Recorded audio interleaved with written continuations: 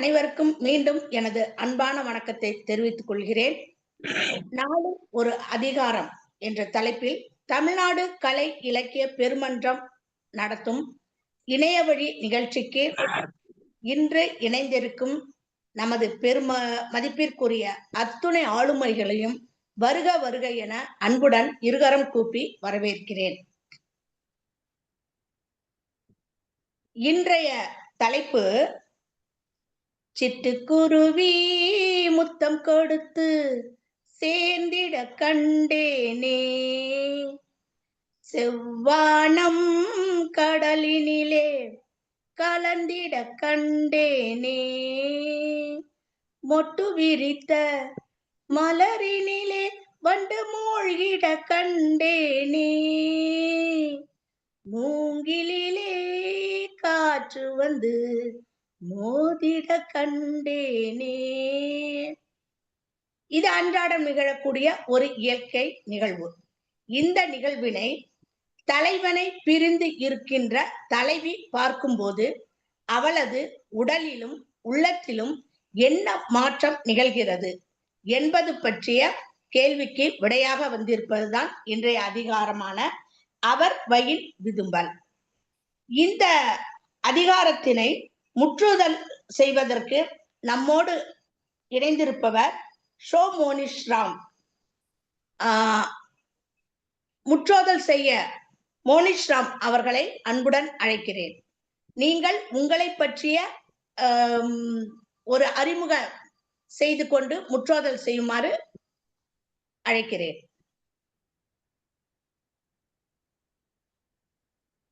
அனைவருக்கும் என் இனிய மாலை வணக்கம். என் பெயர் வேஷோ மோனிஷ்ராம். நான் 8ஆம் வகுப்பு படிக்கின்றேன். அதிகாரம் 127 அவர் வயின் விதும்பல். வாளற்று பூக்கென்ற கண்ணும் அவர் சென்ற நாள் ஒற்றி தேய்ந்த விரல். இளங்கிழாய் இன்று மரப்பின் என் தோல் மேல் கலங்கழியும் காரிகை நீத்து.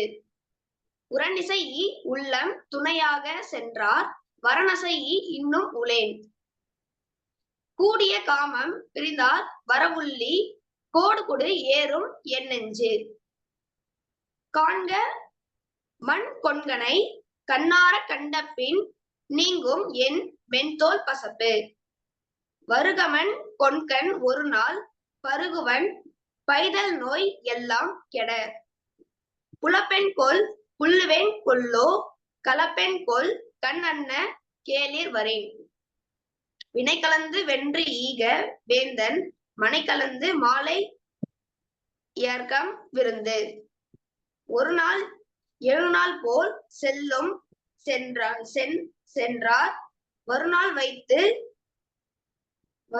வைத்து ஏங்கும் பவர்க்கு. ஒரு நெண்ணாம் பெற்ற கால் எண்ணாம் உரிநெண்ணாம் உள்ள உடைந்து ஊக்கக்கால். நன்றி, வணக்கம்.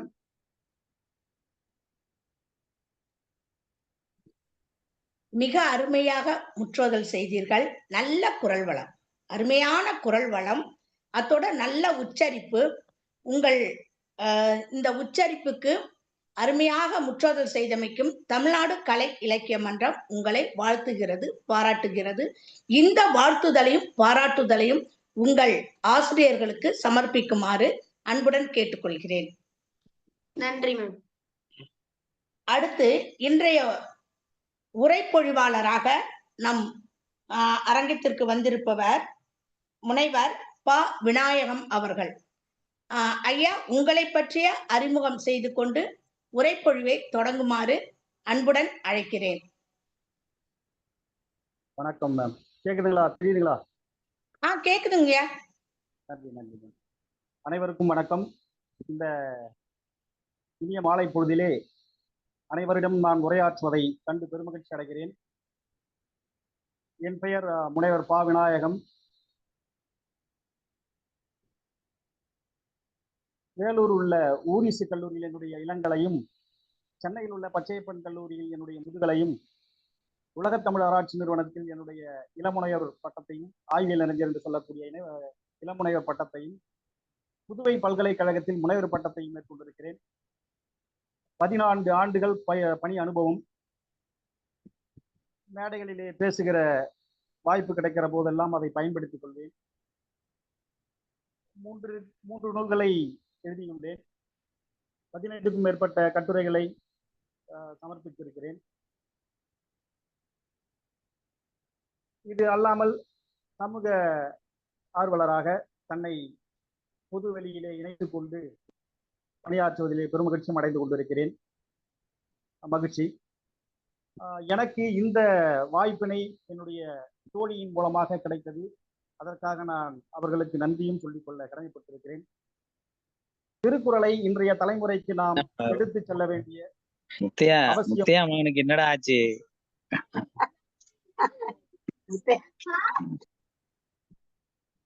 நல்லாசிரியர் அவர்களே, உங்கள் மைக்கை கொஞ்சம் மியூட் செய்து கொள்ளவும்.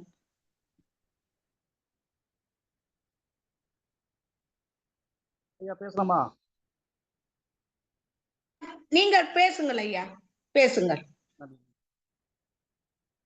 திருக்குறளை இன்றைய தலைமுறைக்கு எடுத்துச் செல்ல வேண்டிய பொறுப்பு நமக்கெல்லாம் உண்டு என்பதை உணர்ந்திருக்கிற இந்த தமிழ்நாடு கலை இலக்கிய பெருமன்றத்திற்கு உள்ளபடியே நான் என்னுடைய நன்றியை தெரிவித்துக் கொள்கிறேன். ஏனென்று சொன்னால், இன்றைய தலைமுறை இந்த கொரோனா காலத்துக்கு பிறகு சிதைந்திருக்கிற ஒரு சமூகமாக இது இருக்கிறது. இவர்களை பற்றிய கவலை நமக்கு பெரிதும் வாட்டுகிறது. இந்த தலைமுறை எப்படி பயணிக்கப் போகிறார்கள் என்கிற அச்சமும் இருக்கிறது. இப்படிப்பட்ட சூழலில் நாளும் ஒரு அதிகாரத்தை நாம் அவர்களுக்கு கொடுக்கிற போது சமூகத்தை கட்டமைக்கிற ஒரு மீட்டுருவாக்கம் செய்யக்கூடிய ஒரு பணியை இந்த பெருமன்றம் செய்து இருக்கிறது என்பதை நான் பெருமையாக சொல்கிறேன். இருக்கிற நூல்களை காட்டிலும் வள்ளுவனை நாம் கண்டிப்பாக இந்த தமிழ் சூழலிலே பரப்ப வேண்டிய கட்டாயத்தில் நாம் இருக்கிறோம். அந்த வேலையை சிறப்பாகவே இந்த தமிழ்நாடு கலை இலக்கிய மன்றம் செய்து கொண்டிருக்கிறது. உங்களுக்கு என்னுடைய சிரம் தாழ்ந்த வணக்கத்தை தெரிவித்துக் கொள்கிறேன். எனக்கு இன்று கொடுக்கப்பட்டிருக்கிற இந்த தலைப்பு 127வது அதிகாரமாக இருக்கிற அவர் வயின் விதும்பல். அவர் வயின் விதும்பல். அதுக்கு முன்னாடி நம்ம பிள்ளைகள் கிட்ட சொல்லுகிற போது இந்த அறத்துப்பாலையோ பொருட்பாலையோ நாம் படிக்க சொல்லி சொன்னோம் என்று சொன்னால் அவர்கள் அதை வெறுப்பாக ஒரு விருப்பமில்லாத ஒரு துணியோடு கட்டாயத்தின் பேரிலே பாடத்திலே கொடுக்கப்பட்டிருக்கிறது என்பதால் படிக்கிறார்களே தவிர விரும்பி படிப்பதற்கு இல்லை. ஆனால் மாணவர்களிடம் அடிக்கடி சொல்லுவேன், முதலில் இன்பத்துப்பாலை படி, கண்டிப்பாக வள்ளுவனை உனக்கு பிடிக்கும், பிறகு மற்றவற்றை படி என்று சொல்லுவேன். இன்பத்துப்பாலிலே இன்பம் துய்ப்பதற்கு பல இடங்கள் இருக்கின்றன. வள்ளுவன் மென்மையான அந்த காதலையும், காதலுக்கு பிறகு கற்பு நிலையில் செல்லக்கூடிய தலைவன் தலைவருடைய நிலையும் சொல்லுகிற அந்த பாங்கு இருக்கிறதே, அது கண்டிப்பாக ஒருவரால் சொல்லிவிட முடியாது.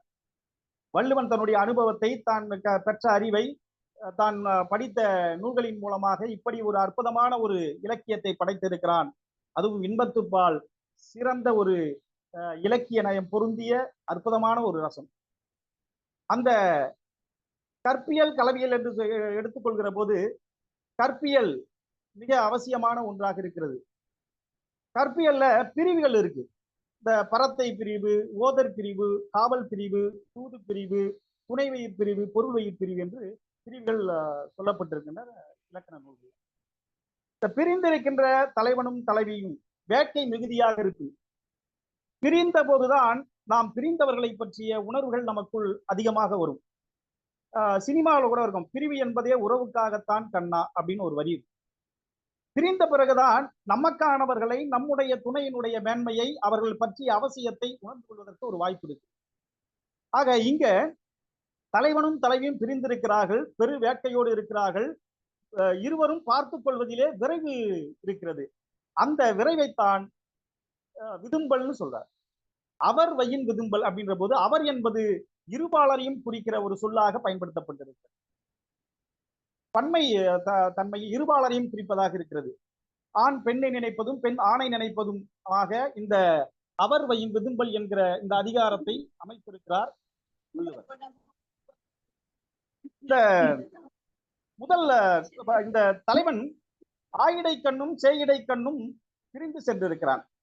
அது என்ன ஆயிடை சேயிடை உங்களுக்கு தெரியும். அந்த இடத்திலிருந்து உறவுகளை பிரிந்து அவன் பொருள் வையும் பிரிவுக்கோ போருக்கோ தூதிற்கோ சென்றிருக்கிறான்.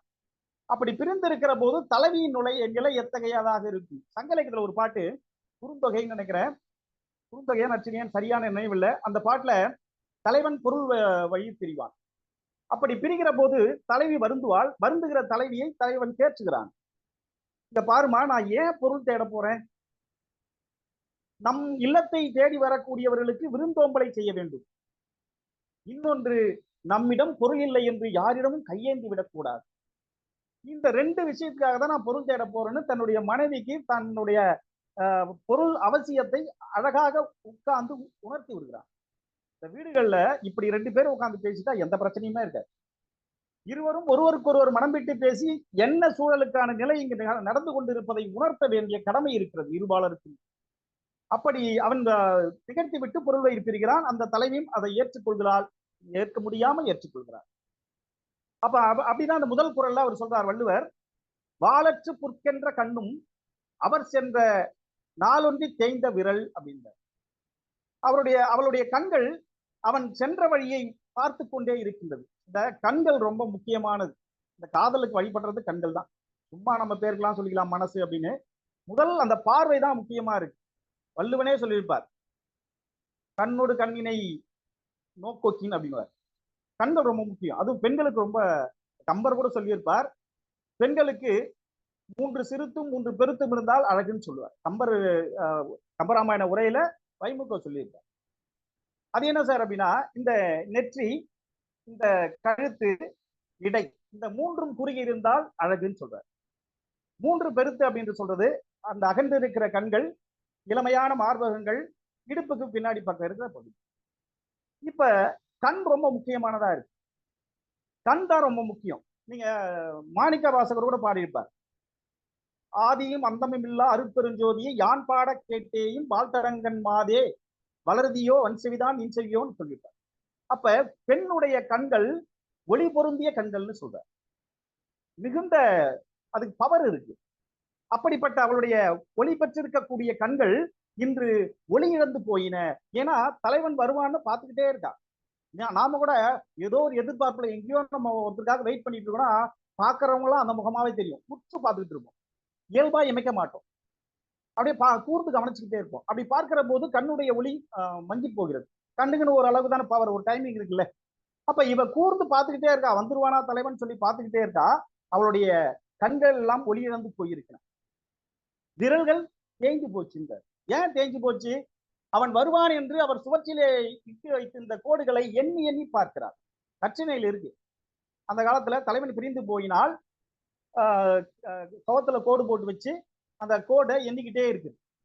அப்படி இந்த தலைவியை கண்கள் ஒளியிழந்து போயின, அவளுடைய விரல்களும் நாட்களை குறித்து தொட்டு தொட்டு தொட்டு எண்ணி விரல்களும் தேய்ந்து போயின அப்படின்னு சொல்ற.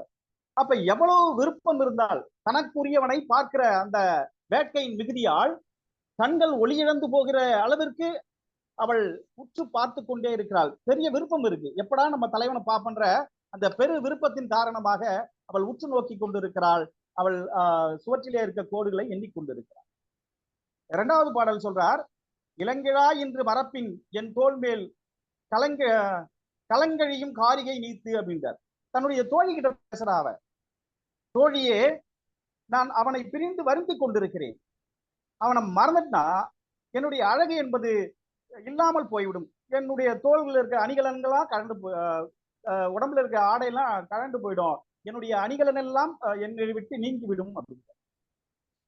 வளையல்கள் கலந்து விழுறதெல்லாம் நம்ம சங்க இலக்கியங்கள்ல பார்த்திருப்போம், பாரதியாருடைய பாடல்ல பார்த்திருப்போம்.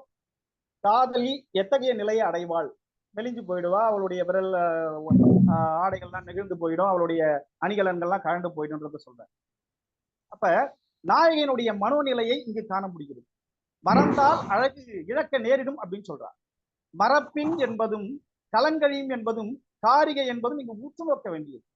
என்ன சொல்றா, அவனை மறந்துட்டா என்ன ஆகும்னு சொல்றான். எப்பொழுதுமே நாம இல்லங்கள்ல பெண்களை நம்ம நகைச்சுவையா இல்ல எல்லல் தன்மையோடு பேசுவோம். ஆனாலும் கூட பெண்கள் ஒரு முறை ஒருவரை மனதார நினைத்து விட்டார்கள் என்று சொன்னால் மறுமுறை வேறொருக்கு இடம் தரமாட்டார். அது திருமணத்திற்கு பிறகு கண்டிப்பாக அது நடக்கும். நாம நகைச்சுவை வேணா என்ன வேணாலும் மேடைகள்ல பேசிட்டு போயிடலாம். ஆனால் உண்மையாகவே பெண்கள் மனதார ஒருவரை நினைத்து விட்டால் அவருடைய வருகைக்காகவும் அவருடைய நலனை கருதியும் அவர்கள் அழகாக சிந்தித்துக் கொண்டிருப்பவர்கள். அவர் தனக்குரிய துணையை மட்டுமே சிந்தித்துக் கொண்டிருப்பார். நீங்க அந்த காரைக்கால் அம்மையாருடைய நிலையை நம்ம பார்க்கலாம். தன்னுடைய துணைவன் வந்து தனக்கு இல்லைன்னு சொல்லி உறுதியான உடனே இந்த அழகு இதுக்கப்புறம் எதுக்கு, இப்படி தசை போர்த்திய உடல் எதற்கு, தேய்வடியும் வேண்டும்னு கேட்டு வாங்கினாங்கல்ல, அதுதான் பெண்ணுடைய நிலை. அதுதான் இங்க இவளுடைய நிலையாவும் இருக்கு. அதை தான் வெளிப்படுத்துறா இந்த 2வது திருக்குறள்ல. ரொம்ப அழகா அவ சொல்றா தன்னுடைய நிலையை தன்னுடைய தோழிக்கிட்ட. 3வது பாட்டு சொல்றா, வரணசையை உள்ளம் துணையாக சென்றார், உரணசையை உள்ளம் துணையாக சென்றார், வரணசையை இன்றும் உளேன். அவர் வெற்றியை விரும்பி ஊக்கத்தோடு போயிருக்கிறார். எப்பொழுதுமே மனிதனுக்கு ஊக்கம் ரொம்ப முக்கியம். அதுவும் மனைவிகள் மூலமாக கிடைக்கிற ஊக்கம் ரொம்ப முக்கியம். சோர்ந்து விழுகிற போதெல்லாம் துணையினுடைய அந்த வார்த்தைகள் ரொம்ப முக்கியமானதா இருக்கு.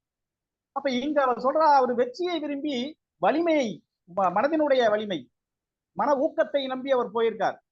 அவர் தன்னுடைய தலைவன் போயிருக்கான். அவன் திரும்பி வந்துருவான்ற நம்பிக்கையோடு நான் உயிரோடு காத்திருக்கிறேன். இன்னும் இந்த உயிர் அதுக்காக தான் ஒட்டிக்கிட்டு. எவ்வளவு பெரிய மன வலிமை முக்கியம் பாருங்க. எப்பவுமே தன் மன வலிமை தனக்கு முக்கியம். அது சைக்காலஜிக்கலா ரொம்ப முக்கியமான ஒரு விஷயம். ஊர்ல ஒருத்தன் ரொம்ப வலிமையானவனா இருந்திருக்கான். எல்லாரும் அவனை பார்த்து பயந்துருக்காங்க. அப்போ ஒரு 4 பேர் முடிவு பண்றாங்க, இவனை எப்படியாவது நம்ம இந்த ஊர்ல வலிமை இல்லாத ஆளா மாத்தணும்னு நினைக்கிறாங்க. அப்ப 4 பேருமே அவனை குறை சொல்றாங்க. என்ன உடம்பு ரொம்ப டல் ஆயிட்டீங்க, முகம் வாடி கிடக்கு, உடம்புல எதனா பிரச்சனையா, டாக்டரை பாருங்க, இப்படி எல்லாருமே சொல்லிட்டு இருக்காங்க. அதுவரை கம்பீரமாக வடம் வந்து கொண்டிருந்தவன் மனதளவிலே தாக்கப்பட்டான், மன வலிமை இழந்து விட்டான். ஒருவேளை நம்ம அப்படிதான் இருக்குமோன்னு சொல்லி ஆள் மெலிஞ்சு போயிட்டான், எதற்குமே இல்லாதவனாக மாறிவிட்டான். அப்ப மன வலிமை ரொம்ப ரொம்ப அவசியம். நாம் செய்யக்கூடிய ஒவ்வொரு செயலுக்கும் மன வலிமை வேண்டும். அதுக்கப்புறம் இன்னொன்னு, சுய பரிசீலனை வேண்டும். இது 2ம் இருந்தால்தான் நம்மால் வெற்றி அடைய முடியும். ஒவ்வொரு மனிதனும் சுய பரிசீலனை செய்து கொண்டே இருக்கணும். தன் மேல நாம் இதை செஞ்சிட முடியுமா, நாம் விட முடியுமா, நம்மால் மட்டும்தான் முடியும் என்கிற சிந்தனை. நீங்க MS உதயமூர்த்தியுடைய எண்ணங்கள் என்கிற புத்தகத்தை படித்தால் இந்த விஷயங்களை நம்ம தெரிஞ்சுக்கலாம். அப்ப அதேதான் இவ சொல்றா, என்னுடைய தலைவன் வெற்றியை விரும்பி ஊக்கத்தை துணையாக கொண்டு சென்று இருக்கிறான். அவன் திரும்பி கண்டிப்பாக வெற்றியோடு வந்து விடுவான் என்கிற நினைப்பில் தான் நான் உயிரோடு வாழ்ந்து கொண்டு இருக்கிறேன். அவன் வந்துருவான் கண்டிப்பா. அவனுக்காக தான் இந்த உயிர் நின்றுகிட்டு இருக்கு. இல்ல, ஏன்னா இதை விட வேற ஒன்று எதுவுமே அவளுக்கு தேவையில்லை. நீங்க குறுந்தொகையில பாத்தீங்க அப்படின்னா 57வது பாட்டுன்னு நினைக்கிறேன். அந்த 57வது பாட்டுல பூ இடைப்படினும் ஆண்டு கழிந்தன அப்படின்னு ஒரு பாட்டு இருக்கு.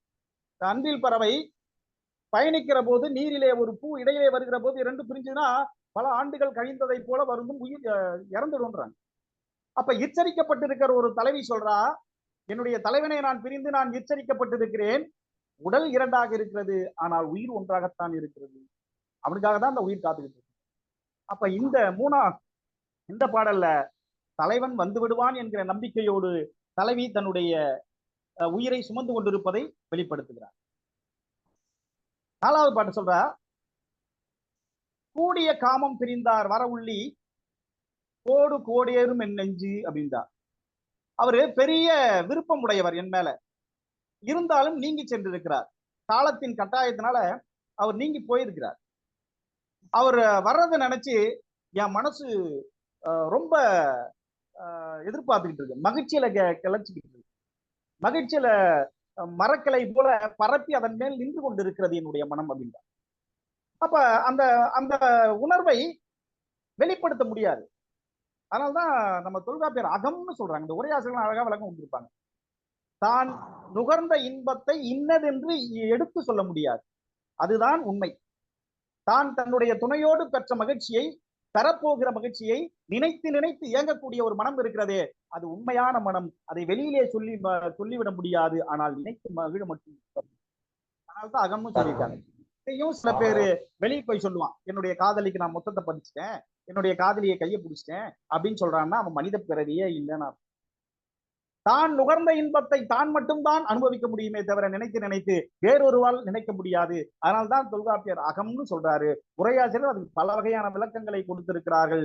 அததான் இங்க சொல்றா தலைவி, அவன் வருவையை நினைத்து நான் ரொம்ப மகிழ்ச்சியா இருக்கிறேன். ஒரு மரத்தின் கிளை மேல் பரப்பி நிற்கிற ஒரு நினைவோடு நான் சுமந்து கொண்டிருக்கிறேன். அப்ப அவன் என்ன சொல்றா, மனசு வந்து பனைத்து இருக்கிறது, பெரும் மகிழ்ச்சிக்குரியதாக இருக்கிறது, அவன் வந்துருவான்ற நினைப்போட நான் காத்துக்கிட்டு இருக்கேன் அப்படின்ற. இந்த கம்பராமாயணத்துல ராமன் வில்லை வளைப்பான், வளைத்த உடனே செய்தி சீதைக்கு செல்கிறது.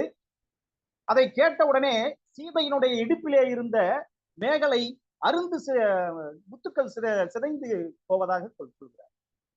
அதுதான் பெருவிருப்பம். தான் நினைத்தவனை மனம் முடிக்க போகிறோம் என்கிற அந்த விருப்பத்தை அவளால் வார்த்தைகளால் கூட சொல்லி இருக்க முடியாது. அவளுடைய விருப்பத்தை கம்பர் ரொம்ப அழகா எழுதுறாரு. அவளுடைய இடையிலே இருந்த மேகலை அருந்து ஓடுகிறது. அதுதான் பெருவிருப்பம். அதே மாதிரிதான் இங்க வள்ளுவர் சொல்றாரு, அந்த தலைவி பேசுவதா சொல்றாரு, அவனுடைய வரவை நான் எதிர்பார்த்து கொண்டிருக்கிறேன். அவன் என் மேல பெருவிருப்பத்தோடு இருக்கிறவன் தான், திரும்பி போயிருக்கான் காலத்தின் கட்டாயத்தினால. அவன் வந்துருவான். அப்படி வந்துட்டான்னா அவன் வருகையை நான் பார்த்துக்கிட்டு இருக்கேன், ரொம்ப மகிழ்ச்சியில திளைத்து இருக்கிறேன், என் மனம் பனைத்து இருக்கிறது, பெருதம் பெற்று இருக்கிறதுன்னு சொல்ல. எத்தகைய ஒரு எதிர்பார்ப்போட அவ காத்துக்கிட்டு இருக்கா பாருங்க. அவனுடைய எதிர்பார்ப்ப வெளிப்பாட்டுறான் அந்த பாட்டை. அடுத்தது சொல்றா, காண்கமன் கொங்கனை கண்ணார கண்டபின் நீங்கும் என் மென்தோல் பசப்பு அப்படின்னு. என்னுடைய கண்கள் ஆறும் வரை அவனை பார்த்து கொண்டிருக்கு. நமக்கு பிடிச்சவங்களை பார்க்கணும் அப்படின்னா அப்படியே பார்த்துக்கிட்டே இருக்கும். நீங்க பொதுவாகவே நமக்கு பிடித்தமான பொருளை பார்த்தோம்னா தன்னை மீறி அதுல நம்மளை எடுத்து போய் வச்சிருவோம். தன்னை மீறி கண்ணிமைக்காமலும் பார்த்து கொண்டே இருப்போம். ஒரு டிவியோ இல்ல ஒரு புத்தகத்தை வாசிக்கிறதோ இல்ல தமக்கு பிடித்த ஒரு புகைப்படத்தை பார்க்கறதோ, ஏதோ ஒரு நடந்து கொண்டு இருக்கிற நிகழ்ச்சியை பார்க்கிறதோ இல்ல ஒரு அழகான பேச்சாளர் பேசுகிறவற்றை கூர்ந்து கவனிப்பதோ, அப்ப நமக்கு பிடித்தமானதாக இருந்தால் மனதை அங்கு லைக் செய்து கொண்டிருப்போம். அங்க நம்ம அதை மெய் மறந்து போயிட்டு இருப்போம். அப்படிதான் இந்த தலைவி சொல்றா, என்னுடைய கண்கள் அவனை பார்த்துக்கிட்டே இருக்கும், அவனை பார்த்துக்கிட்டே இருப்பேன், என் மென்தோல் பசப்பு நீங்கும் அப்படின்றான். அவனை பார்த்த உடனே என்னுடைய தோள்களிலே இருக்கக்கூடிய பசலை, என்னுடைய முகத்துல இருக்கிற பசலை நோய் போயிடும், என்னுடைய உடம்புல இருக்கிற அந்த தோள்கள் இருக்கிற கோடுகள்லாம் போயிடும் அப்படின்னு. எந்த அளவுக்கு ஒரு பச்சை வைத்திருக்கிறாள். உங்களுக்கு தெரியும், பெண்பாலுக்கு அந்த பசலை நோய் வரும் அப்படின்றது. அவன் மேல அவ்வளவு அவா வச்சிருக்கான். அவன் வந்த உடனே என்னுடைய நோய் போயிடுன்ற நம்பிக்கை வச்சிருக்கான். அந்த காரைக்கால் அம்மையாரே தான் அற்புத திருவந்தாதியில பாடியிருப்பாங்க, இறைவனை பார்த்து விட்டால் என்ன பண்ணுவேன் அப்படின்னா, கண்ணார காண்பேன், கண்ணார கண்டும் கையார கூப்பியும் எண்ணார எண்ணம் எல்லாம் எண்ணியும். அப்ப என்ன அப்படின்னா, தனக்கு பிடித்தவர்களை பார்க்கிற போது கண்ணார காண்பது. அது என்ன கண்ணார காண்பது அப்படின்னா, பச்சை கண்ணு வாங்காம பார்த்துக்கிட்டே இருக்கு. இன்னைக்கு சட்டம்லாம் வந்துருச்சு, 13 செகண்டுக்கு மேல ஒரு பெண்ணை உத்து பார்த்தோம்னா அது கேஸ் ஆகிடும் அப்படின்லாம் இன்னைக்கு தமிழக சட்டசபையில சட்டம்லாம் வந்துருக்கு. ஆனால் நமக்கு பிடித்தவர்களை, நமக்கு பிடித்த தெய்வத்தை, நமக்கு பிடித்த அரசனை, நம்முடைய துணையை பார்க்கிற போது கண்ணார காண்பது என்றால் கண் வழியாக இன்பத்தை நுகர்வது. கம்பர் சொல்வார், செவி நுகர் கணின்வார். தனக்கு பிடித்தமான விஷயத்தை காது வழியா கேட்டு மன மகிழ்ச்சி அடையுது இல்லையா, அது செவியூறு கனி, செவி நுகர் கனி. அப்ப இவ கண்ணின் வழியாக நான் அவரை கண்டு மகிழ்வேன் அப்படின்றார். அப்படி பார்க்கிற போது என் உடலிலே இருக்கக்கூடிய பசப்புகள் எல்லாம் நீங்கிவிடும். அவனை பார்த்துட்டனாவே என்னுடைய துன்ப நோயாக இருக்கிற இந்த நோய் நீங்கிவிடும் அப்படின்ற நம்பிக்கை அவளுக்கு இருக்கு. அடுத்து சொல்ற அடுத்த குறள்ல, வருகமன் கொன்கண் ஒரு நாள் பருகுவன் பைதல் நோய் எல்லாம் கெட. நீங்க இது இந்த இடத்துல நான் வள்ளுவரை ரொம்ப பாராட்டுவேன்.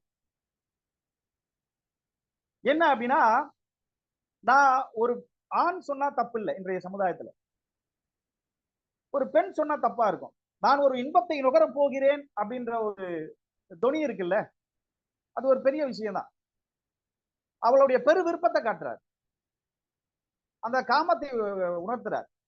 என்னுடைய தலைவனை நான் இத்தனை காலம் பிரிந்திருக்கிறேன், அவனை பார்த்தேன் அப்படின்னா நான் ஒரு என்னுடைய துன்போயினை தீருகிற வரை அவனோடு நான் இன்பத்தை தூக்கிக் கொண்டிருப்பேன் அப்படின்றான்.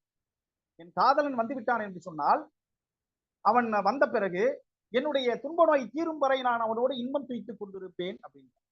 பருகுதல் அப்படின்றதா இழுக்கிறது, உறிஞ்சிருது, குடிக்கிறது ரொம்ப வேகமா.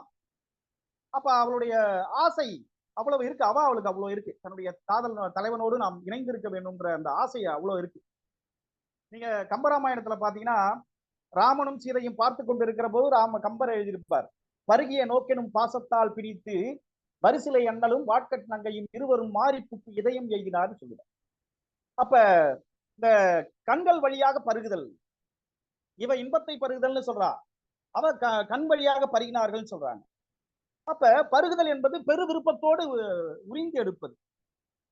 அப்ப இதுதான் இவளும் சொல்றா, என்னுடைய காதலன் வந்து விடுவான் ஒரு நாள், அவனிடம் என்னுடைய துன்ப நோய் தீருகிற வரை நான் இன்பத்தை தூக்கிக் கொள்வேன் அப்படின்னு சொல்லி ரொம்ப வெளிப்படையா பேசுற மாதிரியான ஒரு விஷயமா இருக்கு. அடுத்தது, குளப்பெண் கொள் புல்லுவேன் கொள்ளோ களப்பெண் கொள் கண்ணன்ன கேலி வரின், என்னுடைய கண் போன்ற காதலன் வருவானானால், இது ரொம்ப முக்கியம். நீங்க இப்ப நம்ம குழந்தைய சொல்லுவோம் என் மகன், இல்ல என் மகள்னு சொல்லுவோம். ராமாயணத்துல தசரதன் பேசுகிற போது சொல்லுவான், என் என் கண் என் மகன் என் கண் என் உயிர்னு சொல்லுவார். படிப்படியா உயர்த்திக்கிட்டே போவார். ஒரு மனிதனுக்கு இந்த உலகத்தை பார்ப்பதற்கு தேவையானது கண். அது இல்லைன்னா இங்க வாழ்வது என்பது ரொம்ப கடினமானது. அதாவது இயல்பிலேயே பிறப்பிலேயே இல்லாமல் இருந்தால் அவர்கள் வாழ தொடங்கிடுவாங்க. ஆனா இருந்து இல்லாமல் போனால் ஒண்ணும் பண்ண முடியாது. அப்ப கண்ணு ரொம்ப முக்கியமான உறுப்பு, நமக்கு எல்லாம் தெரியும். அதனால கண் போன்ற அப்படின்ற, என்னுடைய கண் போன்ற காதலன் வருவானானால், எவ்வளவு முக்கியமான ஒரு விஷயமா சொல்றா பாருங்க. என்னுடைய கண் போன்றவன், எப்பவுமே இந்த பெண்கள் 1000 விஷயங்கள் இருந்தாலும் தன்னுடைய தலைவனை, தனக்குரியவனை விட்டு தர மாட்டார்கள். எந்த இடத்துல அவங்கள உயர்வை தான் நினைப்பாங்க. அவர்களோடு இருப்பதைத்தான் பாதுகாப்பு என்று நம்புவார்கள். 1000 சண்டைகள் இருந்தாலும் அவர்களோடு வாழ்வதை பெரும் மகிழ்ச்சியாக எண்ணுவார்கள். அப்ப அதனாலதான் இவளும் சொல்றா, என்னுடைய கண் போன்ற என்னுடைய தலைவன் வருவான்னு சொன்னா அவனோடு நான் கூடுறதா தழுவேனா கூடுவேனா அவளுக்கு புரியல, தலகால் புரியல, என்ன பண்றது, என்ன பண்ணலாம் அப்படின்னு முடியல அவளால, என்ன பண்றதுன்னு தெரியல. ஏன்னா அடுத்து தன்னுடைய தலைவன் நீண்ட காலம் பிரிஞ்சு வந்திருக்கான், அவனை நம்ம எப்படி என்ன பண்ணலாம் அப்படின்னு சொல்லி அவ யோசிச்சுட்டே இருக்கா.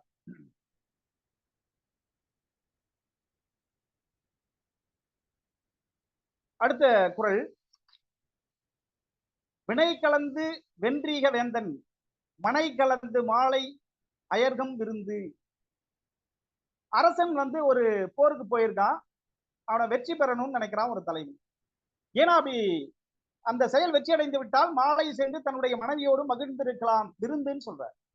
தலைமகன் வீட்டுக்கு போயிட்டு மனைவியோட மகிழ்ந்திருக்கலாம்னு நினைக்கிறான், அதை விருந்துன்னு சொல்ற, மாலை பொழுது விருந்தாக அமையும் அப்படின்னு.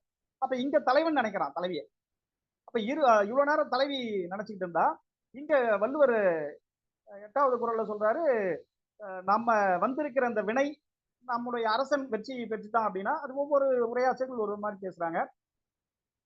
இங்க இந்த மூவாவோட உரையை பார்க்கிற போது, நம்முடைய அரசன் வெற்றி கண்டு விட்டால் நாம் மாலை பொழுது சென்று தன்னுடைய மனைவியோடு விருந்த கொண்டாடலாம் அப்படின்னு சொல்லி சொல்ற மாதிரியான ஒரு திருக்குறளாக இது 8வது இருக்கிறது. 9, ஒரு நாள் 7 நாள் போல் செல்லும் சென்றார் மறுநாள் வைத்து இயங்குபவர்க்கு. இந்த பிரிந்தவர்களுக்குத்தான் தெரியும் ஒவ்வொரு நொடியும் பொழுதும் ஒவ்வொரு கணப்பொழுதும் எத்தகைய துன்பத்தை தரக்கூடியதாக இருக்கு. ரொம்ப நாளா தெரியும், கொஞ்சம் பிரிவு இருக்கும், அது ரொம்ப நாளா தெரியும். அதுதான் இவர் சொல்றாரு, பல நாள்கள் கழிந்ததை இருக்கிறது 7 நாள் அப்படின்றார். சில பேர் 7 நாள்னு சொல்றாங்க. இந்த 7 நாள் என்பது பல நாளா அப்படின்னு தான் நம்ம பார்க்க முடியும். பல நாள் பிரிந்திருப்பதை போன்ற ஒரு வழியை அவள் சுமந்து கொண்டிருக்கிறாள் அப்படின்னு சொல்லி சொல்றாரு. கடைசி குறளாக, பெரின் எண்ணாம் பெற்றக்கால் எண்ணாம் புரிநெண்ணாம் உள்ளம் உடைந்துதக கால் அப்படின்னு சொல்றாரு. துன்பத்தை தாங்காமல் மனம் உடைந்து ஒருவேளை தலைவி உயிரை பிரிந்து விட்டால் அப்படின்னு தலைவன் யோசிக்கிறான்.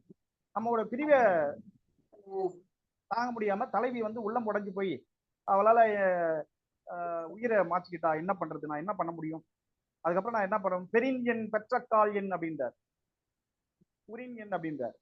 அப்ப இந்த 10 குறள்களிலே தலைவியினுடைய பங்கு பெரிதாக இருந்தாலும் கூட தலைவன் தன்னுடைய கடமையை ஆற்றிவிட்டு தன்னுடைய தலைவியை பற்றி நினைக்கிறான். 2 பேருமே ரொம்ப விரைவா சந்திக்கணும்னு ஆசைப்படுறாங்க. நமக்கு நந்தி கலம்பகத்துல கூட இருக்கும் ஒரு பாடல், தலைவன் வினயம் முடித்து திரிந்து கொண்டிருப்பான், ஓடிக்கொண்டிருக்கிற மேகங்கால் ஓடுகின்ற மேகங்கால் ஓடிக்கொண்டு ஓடுகின்ற தேரிலே வெறும் கூடு வருகிறது என்று கூறுங்கள் அப்படின்னு ஒரு பாட்டு வரும். அப்ப அவர் சொல்லுவாரு, மேகங்களே, நந்தியினுடைய நாட்டுல தலைவி அழகான நெற்றியக்கூடிய தலைவியை பார்த்தீங்கன்னா, என்னுடைய மனைவியை பார்த்தீங்கன்னா சொல்லுங்க, வெறும் கூடு மட்டும்தான் அந்த தேர்ல வந்துகிட்டு இருக்கு, அது ஓடாத தேரா இருக்குது, போய் சொல்லுங்க அப்படின்னு சொல்லுவார். அதெல்லாம் பெரு விருப்பத்தை தரக்கூடிய பாடல்களாகத்தான் இருக்கின்றன. அந்த மாதிரிதான் இங்க வள்ளுவரும் 10 பாடல்களிலே இருவருக்குமான விருப்பத்தை இங்க முன்வைத்திருக்கிறார்.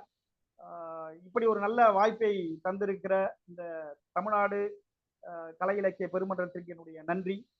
பல வேலையின் காரணமாக என்னால் சரியான நேரத்திற்கு வர முடியவில்லை.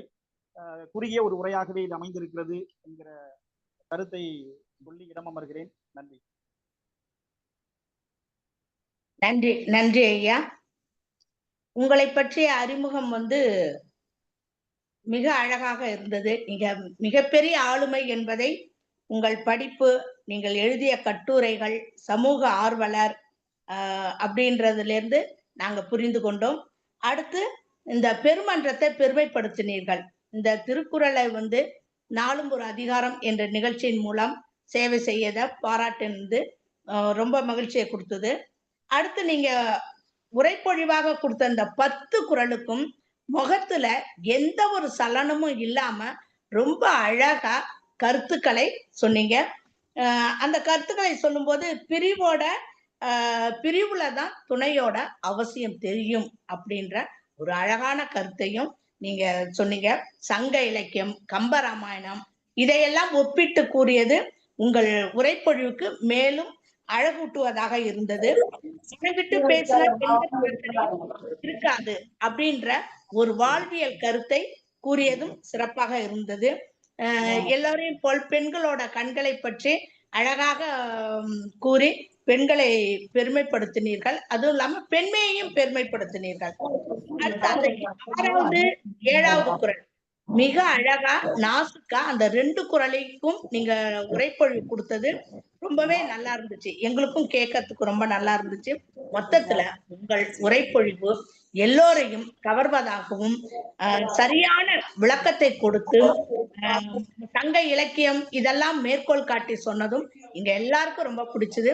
தமிழ்நாடு கலை இலக்கிய பெருமன்றம் உங்களுக்கு வாழ்த்துதலையும் நன்றியையும் தெரிவித்துக் கொள்கிறது.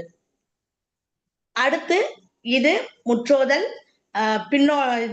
உரைப்பொழிவு இவர்களை பாராட்டும் விதமாகவும் தங்களது மனதில் உள்ள கருத்துக்களை மன்றத்திற்கு எடுத்து வைக்கக்கூடிய ஒரு அழகான தருணம் இது பின்னோட்டத்திற்கான நேரம். பின்னோட்டத்தை பெருமைப்படுத்தி அந்த வாழ்வியலின் ஒரு பகுதி தான் காமத்துப்பால், அதை மிக அழகாக நம் கண்முன்னே கொண்டாந்து நிறுத்தக்கூடிய நமது மேனாள் பொதுச் செயலாளர் அவர்களை முதலில் பின்னோட்டம் வழங்குமாறு அன்புடன் அழைக்கிறேன். நான் பேசுறது கேக்குதாமா? கேக்குதா? கேக்குதுங்கய்யா, கேக்குது. அனைவருக்கும் என்னுடைய அன்பு வாழ்த்துக்கள். நண்பர்களே, வே ஷோ மோனிஷ் ராம் அந்த சின்னஞ்சிறு பிஞ்சி மிக அழகாக 10 குறள்களையும் அருமையாக முற்றோதல் செய்திருக்கிறார். அந்த இளம் நெஞ்சுக்கு என்னுடைய அன்பு வாழ்த்துக்கள். அதே போல முனைவர் பா.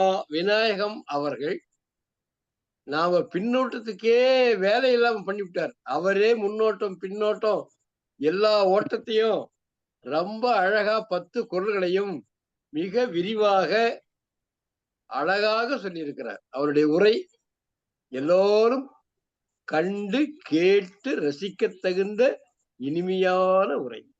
அவருக்கு என்னுடைய அன்பும் வாழ்த்துக்களும். அவர் வயின் விதும்பல், இதான் இந்த அதிகாரத்தினுடைய தலைப்பு. அவ என்ன பண்றா, தலைவன் பிரிந்து சென்றிருக்கிறான் கணவன். அவன் வருவான் வருவான் வருவான் என்று வழிமேல் விழி வைத்து பார்த்து பார்த்து பார்த்து கண்கள் ஒளி எழுந்து போய்விட்டன. நான் 6வது படிக்கும்போது எங்க அப்பா ஒரு உணவு கடையில எனக்கு கணக்கு வைத்து சாப்பிடும்படி ஏற்பாடு செய்தார். அது ஒரு ஒரு முதிய பெண்மணி நடத்தக்கூடிய, ஒரு வீட்டுக்குள்ளேயே வைத்து நடத்தக்கூடிய ஒரு சின்ன கடை. அதாவது மெஸ்ன்னு சொல்றோமே, அந்த மாதிரி வீட்டு உணவு. அந்த அம்மா படிக்க தெரியாதவங்க. அவங்க என்ன பண்ணுவாங்க, நான் ஒவ்வொரு நாள் எனக்கு 4 நாளுக்கு என்ன உண்டோ அதான் குடுப்பாங்க. ஒவ்வொரு நாளும் உணவு உண்ட பிறகு சுவற்றிலே இத ஈர ஈரத்துல குழைத்து பாலுலயோ அல்லது சாணத்திலேயோ குழைத்து அந்த வெள்ளை சுவற்றில ஒரு புள்ளி வைப்பாங்க. நான் எத்தனை நாள் சாப்பிடுறேன்னா அத்தனை 4 நாள் கணக்கு அந்த மாதம் கடைசியில குடுத்துடணும். அது போல இவன் என்ன பண்றா, ஒற்றி ஒற்றி விரல் தேய்ந்து போச்சான். இவன் இன்னைக்கு போனானா அடுத்த நாள் ஒரு புள்ளி வைக்கிறா, அதுக்கு அடுத்த நாள் ஒரு புள்ளி வைக்கிறா, அதுக்கு அடுத்த நாள் ஒரு புள்ளி வைக்கிறா. கடைசியில ஒவ்வொன்னா விரல தொட்டி தொட்டி ஒற்றி ஒற்றி என்றால் தொட்டு தொட்டு தொட்டு தொட்டு தொட்டு பார்த்து விரல் தேஞ்சு போச்சான். என்னங்க ஒரு பெண்மையின் வீரார்ந்த ஒரு ஏக்கத்தை, அழகை, ஏக்கத்தையே இலக்கியமாக்கிட்டார். என்ன அழகா சொல்றாரு பாருங்க. வாளற்று புற்கென்ற கண்ணும் ஒளியிழந்த என்னுடைய கண்கள் பார்த்து பார்த்து பார்த்து பார்த்து வருவான் வருவான் வருவான்னு பார்த்து பார்த்து கண் ஒளியிழந்து விட்டது. அவன் வருவான் வருவான் என்று எண்ணி எண்ணி எண்ணி எண்ணி என் விரல்களும் தேய்ந்து விட்டன.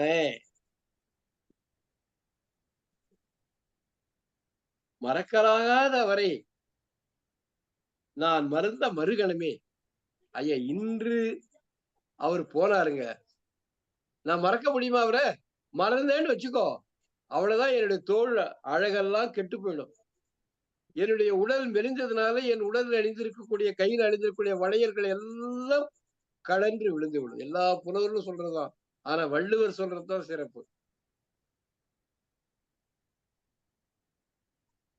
நான் இன்னும் ஏன் வாழ்கிறேன் தெரியுமா? புறநானூற்றுல ஒரு புலவன் சொன்னான், இந்த உலகம் ஏப்பா அழியாம இருக்குதுன்னு கேட்டா, தனக்காக வாழாமல் பிறருக்காக வாழ்பவர் இருப்பதனால் தாண்டா இந்த உலகம் அழியாம இருக்குது. வேறு இடத்திலே கூட திருவள்ளுவர் சொல்றாரு, பண்புடையார் பட்டுண்டு உலகம் அது என்றே மண்புக்கு மனிதன். ஆனா இவையே அழியாம இருக்கிறா தெரியுமா? அவன் வருவான் வருவான் வருவான் என்ற நம்பிக்கை. நம்பிக்கைதான் வாழ்க்கை. நம்புவோம். நம்பினார் கெடுவதில்லை. இவன் நம்புறார், அதனால் உயிர் வாழ்கிறார். என்ன நம்பிக்கை? நம்ம கணவர் பொருள் தேட சென்றவர் திரும்பி வந்து விடுவார் என்ற நம்பிக்கை. ஆஹா, அவ்வளவு அருமையா சொல்றார் பாருங்க. உரநசி உள்ளம் துணையாக சென்றார், வரநசி இன்னும் உடையேன். தன் இடத்துல உள்ளம்ன்றதுக்கு என்ன பொருள்னா துணிவு. தன் துணிவையே துணையாக கொண்டு அவர் களம் நாடி சென்றுள்ளார். போர்க்களத்துக்கு போயிருக்கிறான். பிரிதல் என்பது தூதுக்காக பிரிதல், கல்விக்காக பிரிதல், பொருள் தேட பிரிதல், அரசனுக்காக போர்க்களத்திற்கு சென்று போர் செய்ய பிரிதல். இப்ப இது போருக்காக போறது பெரிய கொடுமை. அது அவன் உயிரோடு திரும்பி வந்தாதான் ஆச்சு, இல்லைன்னா ஒண்ணு இல்லை. ஆனால் என் கணவன் தன் துணிவு ஒன்றையே துணையாக கொண்டு போயிருக்கிறான். அவன் கட்டாயம் வருவான், அவன் வருவான் என்ற நம்பிக்கையில்தான் நான் என் உயிர் வாழ்ந்து கொண்டிருக்கிறேன் அப்படிங்கிற அவ்வளவு நம்பிக்கை அவளுக்கு. வா, என்னங்க அடுத்து சொல்ற பாருங்க. அவன் பிரிஞ்சு போயிட்டாங்க தலைவன். அவன் வருவான் வருவான்னு வீதியில வந்து நின்று பாக்குறான். தெரியல, என்னப்பா தெரியலையே, அவன் வர்றதே தெரியலையே. ஒரு காலம் நம்ம மரத்து மேல ஏறி பார்த்தா தெரிவாரோ அப்படி மரத்து மேல ஏறி கோடுன்னா கிளை, மரத்தினுடைய கிளை கிளையா ஏறி ஏறி பாக்குறாளாம் மரத்து மேல ஏறி. நம்முடைய தலைவர் வராரா வராரா வராரா வராரா. எப்படியெல்லாம் ஒரு பெண்ணாக மாறி சிந்திக்கிறார் பாருங்க வள்ளுவர். அதுதான் ஒரு அருமையான காட்சி இது, ஒரு இலக்கிய காட்சி இது. கோடு கோடு கோடேறும் என் நெஞ்சி. அவருடைய மனம் கிளை கிளையா கிளை கிளையா ஏறி பாக்குதான், வருவாரா வருவாரா வருவாரா என்று. காண்கவன் கொண்களை கண்ணார கண்டேன். இந்த கண்ணார கண்டேன்றதுக்கு நம்ம பொழிவாளர் ரொம்ப அருமையா சொன்னார். விநாயகம் ரொம்ப அருமையா சொன்னார். கண்ணார கண்டேன், பசியார சாப்பிடுறது மாதிரி இது கண்ணார காண்பது. கண் முழுக்க கண்ணை அகலமாக திறந்து முழு பார்வையும் செலுத்தி அப்படியே விழுங்கிடுவது போல பாக்குறது. அதான் கண்ணார காண்பது. அப்படி பார்த்துட்டா இந்த தோல் மேல இருக்கிற பசப்பு நீ போயிடுவ, நீங்கிடும். என் தோளில் படிந்த அந்த பசலை நோய் அவரை கண்ணார பார்த்த மாத்திரத்தில் என் தோளை விட்டு அகன்று விடும் அப்படிங்கிறா. அடுத்தது அதே சொல்றா, வருகமன் கொண்கன் ஒரு நாள் பருகுவன் பைதல் நோய் எல்லாம் கெட. அவரை கண்டார பருகுவேன். பருகுதல் என்றால் என்ன? அப்படியே சாப்பிடுறது, குடிப்பது. பருகுதல் என்றால் உணவு உண்பது, நீர் பருகுவது, அப்படியே கண்ணிலேயே விழுங்கிறது. அப்படி நான் அவனை கண்ணால் பருகி விட்டேன் என்று வைத்துக்கொள். இந்த பசலை நோய் என்ன ஆகும்? எல்லாம் கெட்டு அழிஞ்சு போயிடும் அப்படின்றா. அதாவது கணவனுடைய பிரிவினால் எப்படி எப்படியெல்லாம் சிந்திக்கிறாள், எப்படி எப்படியெல்லாம் புலம்புகிறாள். அடடா அடடா அடடா. அப்படி வந்துட்டான்னு வச்சுக்குங்க, நான் என்ன செய்வேன்? செல்லமா சிணுங்குவேனா? ஊழல் ஊழல் என்பது செல்ல சிணுங்கல். அது பெரிய கோபம் கிடையாது, பொய் கோபம். செல்லமா சிணுங்குவேனா? உணப்பேன்கள். அவனை கட்டி தழுவுவேனா? அவனை அழைத்து மகிழ்வேனா? அல்லது அவனோடு ஒன்றி கலந்து விடுவேனா? தெரியலையே, நான் என்ன கதியாவனே தெரியல. அவன் வந்துட்டு அந்த மகிழ்ச்சியில நான் செல்லமா சிணுங்குவேனா? ஏன் அவனால வரல அப்படின்னு நான் சிணுங்குவேனா? இல்ல கட்டி பிடித்து நான் முத்தம் தருவேனா? அல்லது அவனுள் ஒன்றாக கலந்து ஐக்கியமாகி விடுவேனா? அப்படியெல்லாம் அவளுடைய ஆசையை எப்படியெல்லாம் சொல்றா பாருங்க. இந்த இடத்துல தலைவன் சொன்னதாக சொல்றாங்க. இந்த 10 குறளுமே தலைவி சொன்னதாக தான் நான் கருதுகிறேன். மூவா சொல்றாரு, தலைவன் வேந்தன் போரிலே வெற்றி பெற்று வந்துவிட்டால் நானும் விரைவாக செல்வேன், நான் சென்று என்னுடைய மனைவியை பார்ப்பேன் அப்படின்னு, அது ஒரு பெரிய நான் விருந்து வைப்பேன் அப்படின்னு சொல்றதாக மூவா சொல்றாரு. ஆனா என்னன்னா, என் தலைவன் போருக்கு சென்றிருக்கிறார். யாருக்காக? மன்னனுக்காக. அந்த மன்னன் போரிலே வெற்றி பெற்று விட்டால் என் தலைவன் திரும்பி வந்து விடுவான். அப்படி திரும்பி வந்தால் நான் பெரிய விருந்து வைப்பேன். சங்கசியுள்ள ஒரு காட்சி. அவன் வினை முடித்து தலைவன் திரும்புறான். திரும்பும் போது தேர் ஓட்டி கிட்ட சொல்றான், ஏன் தேர் ஓட்டியே வேகமா செலுத்து வண்டியே. அப்படி வேகமா செலுத்துறான், அந்த முல்லை பூக்கறதுக்கு கூட நம்ம போயிடணும். அவன் வீட்டு முல்லை பூத்திருச்சுன்னா அவன் தாங்க மாட்டாங்க, அவன் உயிர் தாங்காது, உடனே போயிடணும். அப்படி இந்த முல்லை பூக்கறதுக்குள்ள என்னை வீட்டுல கொண்டு போய் சேர்த்துட்டீங்கன்னா உனக்கு அருமையான விருந்து வைக்கிறேன் அப்படின்னு சொல்லுவான். தலைவனாக கருதினால் இதை பொருத்தமா சொல்லலாம். ஆனால் இங்கு தலைவி நினைப்பதாகத்தான் நான் கருதுகிறேன். இந்த ஒரு நொடி கூடங்க கணவனை பிரிந்து விட்ட அன்பான பெண்ணுக்கு, மனைவிக்கு ஒரு நொடி பிரிந்தால் கூட யுகம் யுகமாக இருக்கும். ஒரு நாள் போல 7 நாள் மாதிரி இருக்கும், ஒரு நாள் ஒரு யுகம் மாதிரி இருக்கும் அப்படின்னு அவளுடைய உள்ள அந்த வேதனையை வள்ளுவர் எவ்வளவு இலக்கியமாக வடிக்கிறார். வினை கலந்து அவன் என்ன சொல்றார் பாருங்க, ஒரு நாள் 7 நாள் போல செல்லும் சேட் சென்றார். தொலைவுள்ள நாட்டுக்கு போயிருக்கிறார். சேன்னா தூரம். சேட் சென்றார் வருநாள் வைத்து ஏங்குபவர்க்கு. அவன் வருவான் வருவான் என்று அந்த நாளை கருதி ஏங்கிக் கொண்டிருக்கிற பெண்களுக்கு ஒரு நாளும் 7 நாளாக தெரியும். கடைசி குரல் தாங்க அருமை. என் உள்ளம் தூள் தூளாக நொறுங்கி விட்டது அவன் பிரிவினார். அவன் இனி வந்தால் என்ன? அவன் வரக்கூடிய செய்தி எனக்கு வந்தால் என்ன? ஆனா அவரே வந்து விட்டால் என்ன, வந்து அவரே தழுவி கொண்டால்தான் என்ன, ஒண்ணும் இல்லை. என் உள்ளதான் நான் உதவாத என் உள்ளம் தூள் தூளாக நொறுங்கி போய்விட்டது. இனி அவர் வருவதாக அவர் செய்தி வந்தால்தான் என்ன, அவரே தான் வந்தால் என்ன, அவர் என்னை தழுவினால்தான் என்ன. என்ன அருமையா சொல்றாரு பாருங்க. பெரின் என்னா, பெற்றக்கால் என்னா, உரின் என்னா, உள்ளம் உடைந்து உக்கக்கால். உள்ளம் உடை அவன் வருவான் என்ற செய்தி வந்தால் என்ன, அவனே வந்து விட்டால் என்ன, அவன் என்னை யார தழுவி கொஞ்சினால் தான் என்ன, போப்பா. ரொம்ப கையறு நிறையினுடைய எல்லை. மிக அழகான அதிகாரம் இது. இந்த அதிகாரத்தை மிக அருமையாக முற்றோர் செய்திருக்கிறார் மோனீஸ்வரம். மிக மிக மிக அருமையாக, எத்தனை மிக சொன்னாலும் அதற்கு அளவே இல்லை. அத்தனை மிக அழகாக அற்புதமாக பல மேற்கோள்களோடு கம்பராமாயணத்திலிருந்து சங்கச் செய்யுள் வரை மிக அழகாக எடுத்து சொல்லிய விநாயகம் ஐயா அவர்களுக்கு என்னுடைய அன்பான வாழ்த்துக்கள். உலகம் முழுதும் கேட்டுக்கொள்கிற அன்பு தமிழ் நெஞ்சுகளுக்கு என்னுடைய அன்பு வாழ்த்துக்கள். இந்த வாய்ப்பை ஏற்படுத்தி கொடுத்திருக்கிற கலையிலக்கியம் என்ற குழுவுக்கும், இன்றைக்கு நெறியாளராக வந்த அருமை சகோதரி அறச்செல்வி அவர்களுக்கும், நம்முடைய பெருமை மிகு பொதுச் செயலாளர் அறம் அவர்களுக்கும் என்னுடைய அன்பும் வாழ்த்துக்களும் நன்றியும் வணக்கம். நன்றி, நன்றி ஐயா. உங்கள் பின்னூட்டத்தை மதிப்பிற்குரிய நமது சிவசுப்பிரமணியன் ஐயா அவர்கள் என்னை போலவே ரொம்ப ரசிச்சு சிரிச்சுக்கிட்டே ரொம்ப ரசிச்சு கேட்டுக்கிட்டு இருந்தாரு. நான் உங்க 2 பேரையும் தான் மாறி மாறி பார்த்துக்கிட்டு இருந்தேன். உங்கள் உரைப்பொழிவை பற்றி கருத்து கூற முடியாது.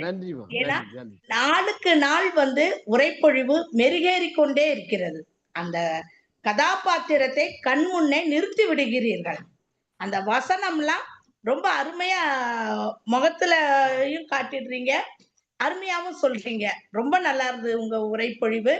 மகிழ்ச்சி. அடுத்து நமது பின்னோட்டத்திற்கு பெருமை சேர்க்க நமது ஐயா சிவசுப்பிரமணியன் அவர்களை அன்புடன் அழைக்கிறேன். அன்பான தோழர்கள் அனைவருக்கும் வணக்கம். இன்னைக்கு முற்றோதல் செய்த மோனீஸ்வரம் நல்ல உச்சரிப்புடன் முற்றோதல் செய்தார். ரொம்ப ஆர்வத்தோடு முற்றோதல் செய்தார். அவருக்கு பாராட்டுகளும் வாழ்த்துக்களும். அடுத்து உரைப்பொழிவாளர் முனைவர் விநாயகம் அவர்கள் மிக அருமையாகன்னு சொல்ல முடியாது. பொதுவா சொல்லியதுன்னு உரைப்பொழிவு நிறைப்பொழிவு, உரைப்பொழிவு நிறைப்பொழிவாக இருந்தது. அதுல அவர் சொன்னது நிறைய சொல்லலாம். உளவியல் கருத்துக்கள் எல்லாம் கூட நல்லா சொன்னாங்க, விளக்கம் சொன்னாப்ல. பிறகு மாணவற்ற காமத்துப்பால முதல்ல படிங்க, திருவள்ளுவர் உங்களுக்கு பிடிச்சிரும் அப்படின்னு சொன்னது இந்த இணையவழி நிகழ்வுக்கு முத்தாய்ப்பாக இருந்தது. ரொம்ப பொருத்தமாக இருந்தது. ரொம்ப அவருக்கு பாராட்டுகளும் வாழ்த்துக்களும். அடுத்து இந்த திருக்குறள்ல வாழற்று புற்கென்ற கண்ணும் அவர் சென்ற நாளொற்றி தேய்ந்த விரல், நாளொற்றி தேய்ந்த விரல். இதுல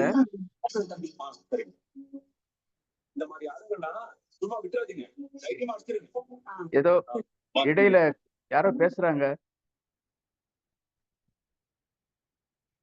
நாளொற்றி தேய்ந்த விரல் இதுல திரைப்பட பாடலாசிரியர் வைரமுத்து சொல்லுவாரு, தன் கையில் எழுதும் போது எழுதுகோல் தன் கையில் முளைத்த 6வது விரல் என்று சொல்லுவார். தன் கையில் முளைத்த 6வது விரல் என்று சொல்லுவார். ஆனா அந்த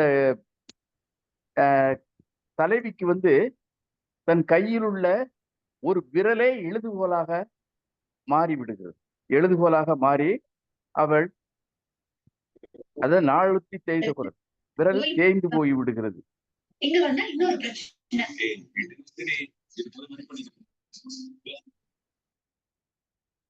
இப்போதும் இந்த பழக்கம் கூட ஒரு சில பெண்களிடம் காணப்படுகிறது. அடுத்து கண் போன்ற தலைவன் அப்படின்னு தலைவி சொல்றா. தலைவி வந்து கண் போன்ற தலைவன். அந்த கணவன் அப்படிங்கிறதுக்கே பொருள் வந்து கண் அவன் அப்படின்னு சொல்லுவாங்க. அடுத்து மனைவிக்கும் அப்படித்தான். மனை ஆவி, மனைக்கு ஆவி, மனைக்கு உயிர் போன்றவள், வீட்டிற்கு உயிரானவள் அப்படின்னு சொல்லுவாங்க.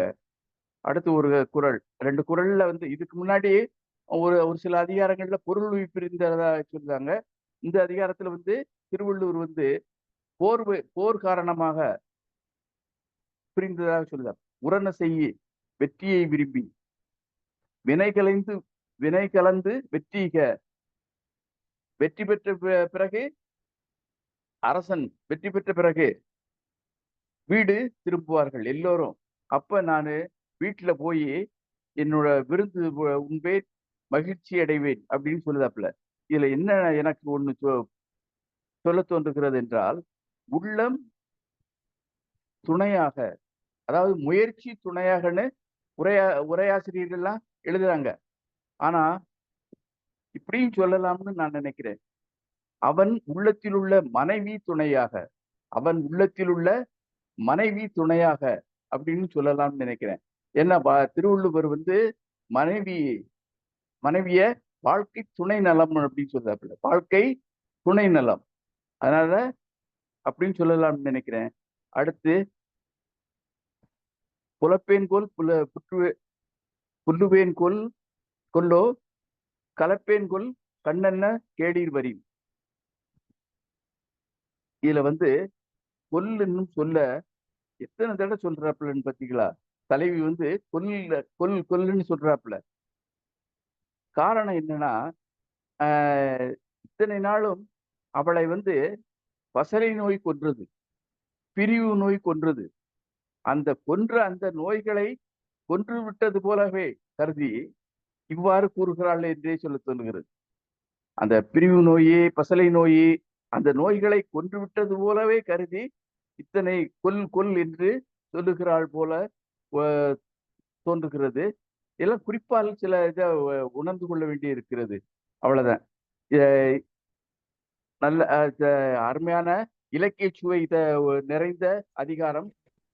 இதற்கு பின்னூட்டம் அளித்த நான் இத்துடன் என்னுடைய பின்னூட்டத்தை நிறைவு செய்து கொள்கிறேன். வாய்ப்புக்கு நன்றி, வணக்கம். சிவசுப்ரமணியம் அரசியல் வெளியே போயிட்டாங்க, இணைய வேலை செய்யல, நீங்களே தொடருங்க. அப்படியா? ஆமா ஆமா.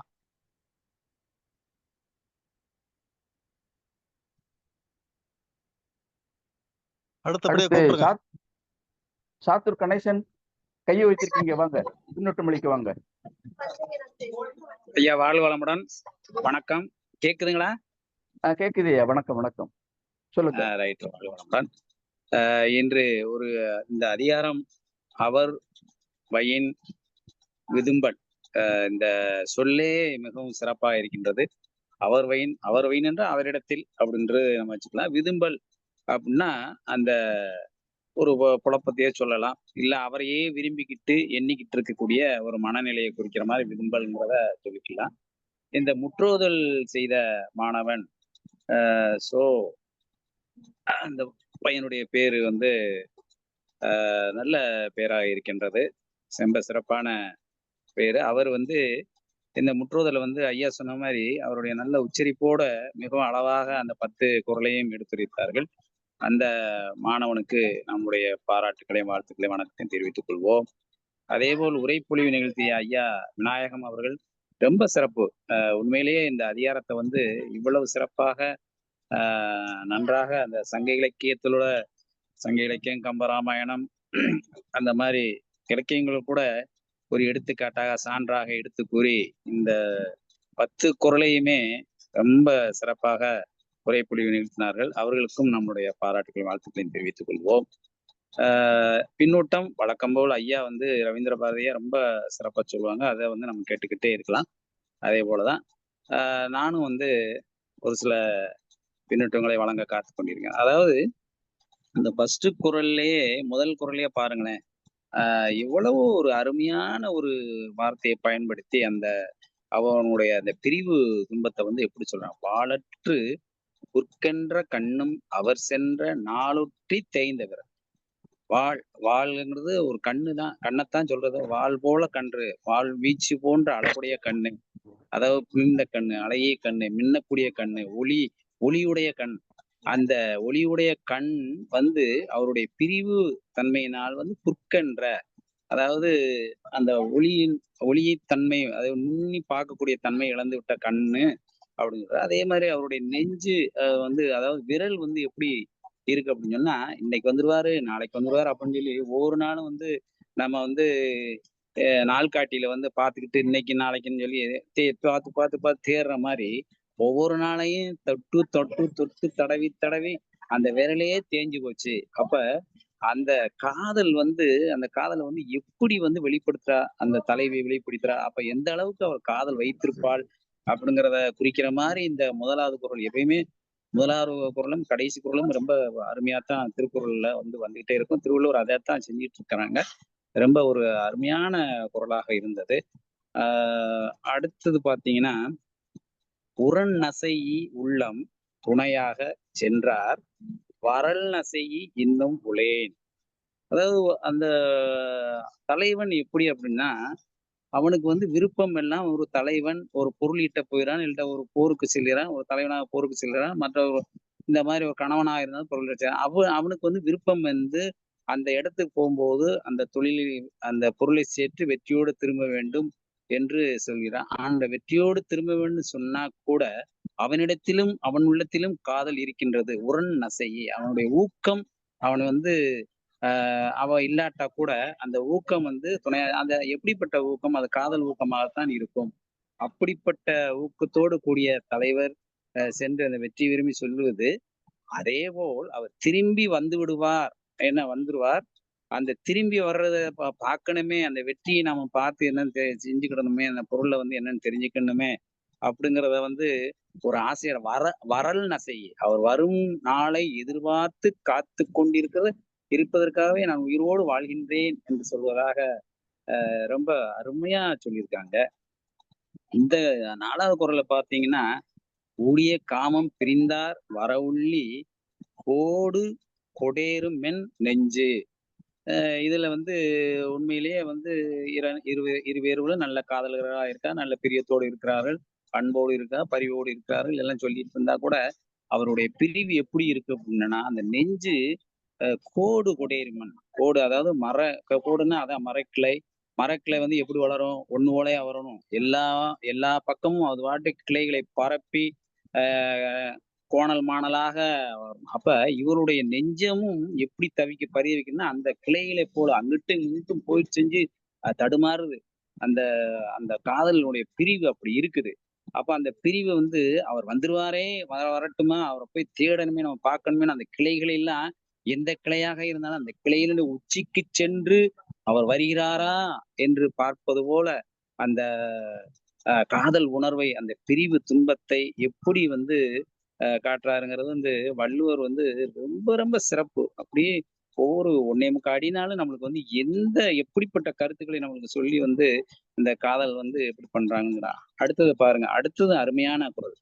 காண்கமன், அதாவது காண்கமன், அதாவது நான் காணக்கூடிய அழகான மன்னவன், நான் காணக்கூடிய அழகில் சிறந்த என் காதலன், என் தலைவன், அதேபோல் என் கொண்கனை, அப்படின்னா என்னை கொள்ளை கொண்டவன், என் மனதை கொள்ளை கொண்டவன், நான் விருப்பப்பட்ட என் காதலன், என் கணவன், என் தலைவன், அவரை கண்ணார கண்டபின், நான் கண்ணார கண்டபின் கண்டுட்டேன் அப்படி சொன்னா, இப்படிப்பட்ட தன்மையுள்ள என் காதலனை நான் கண்டுவிட்டேன் என்று சொன்னால் என் மேனியில் உள்ள பிரிவு துன்பம் என்னும் அந்த பசலை நோய் நீங்கிவிடும் அப்படின்னு சொல்ற மாதிரி இந்த குறள்ல சொல்லியிருக்காங்க.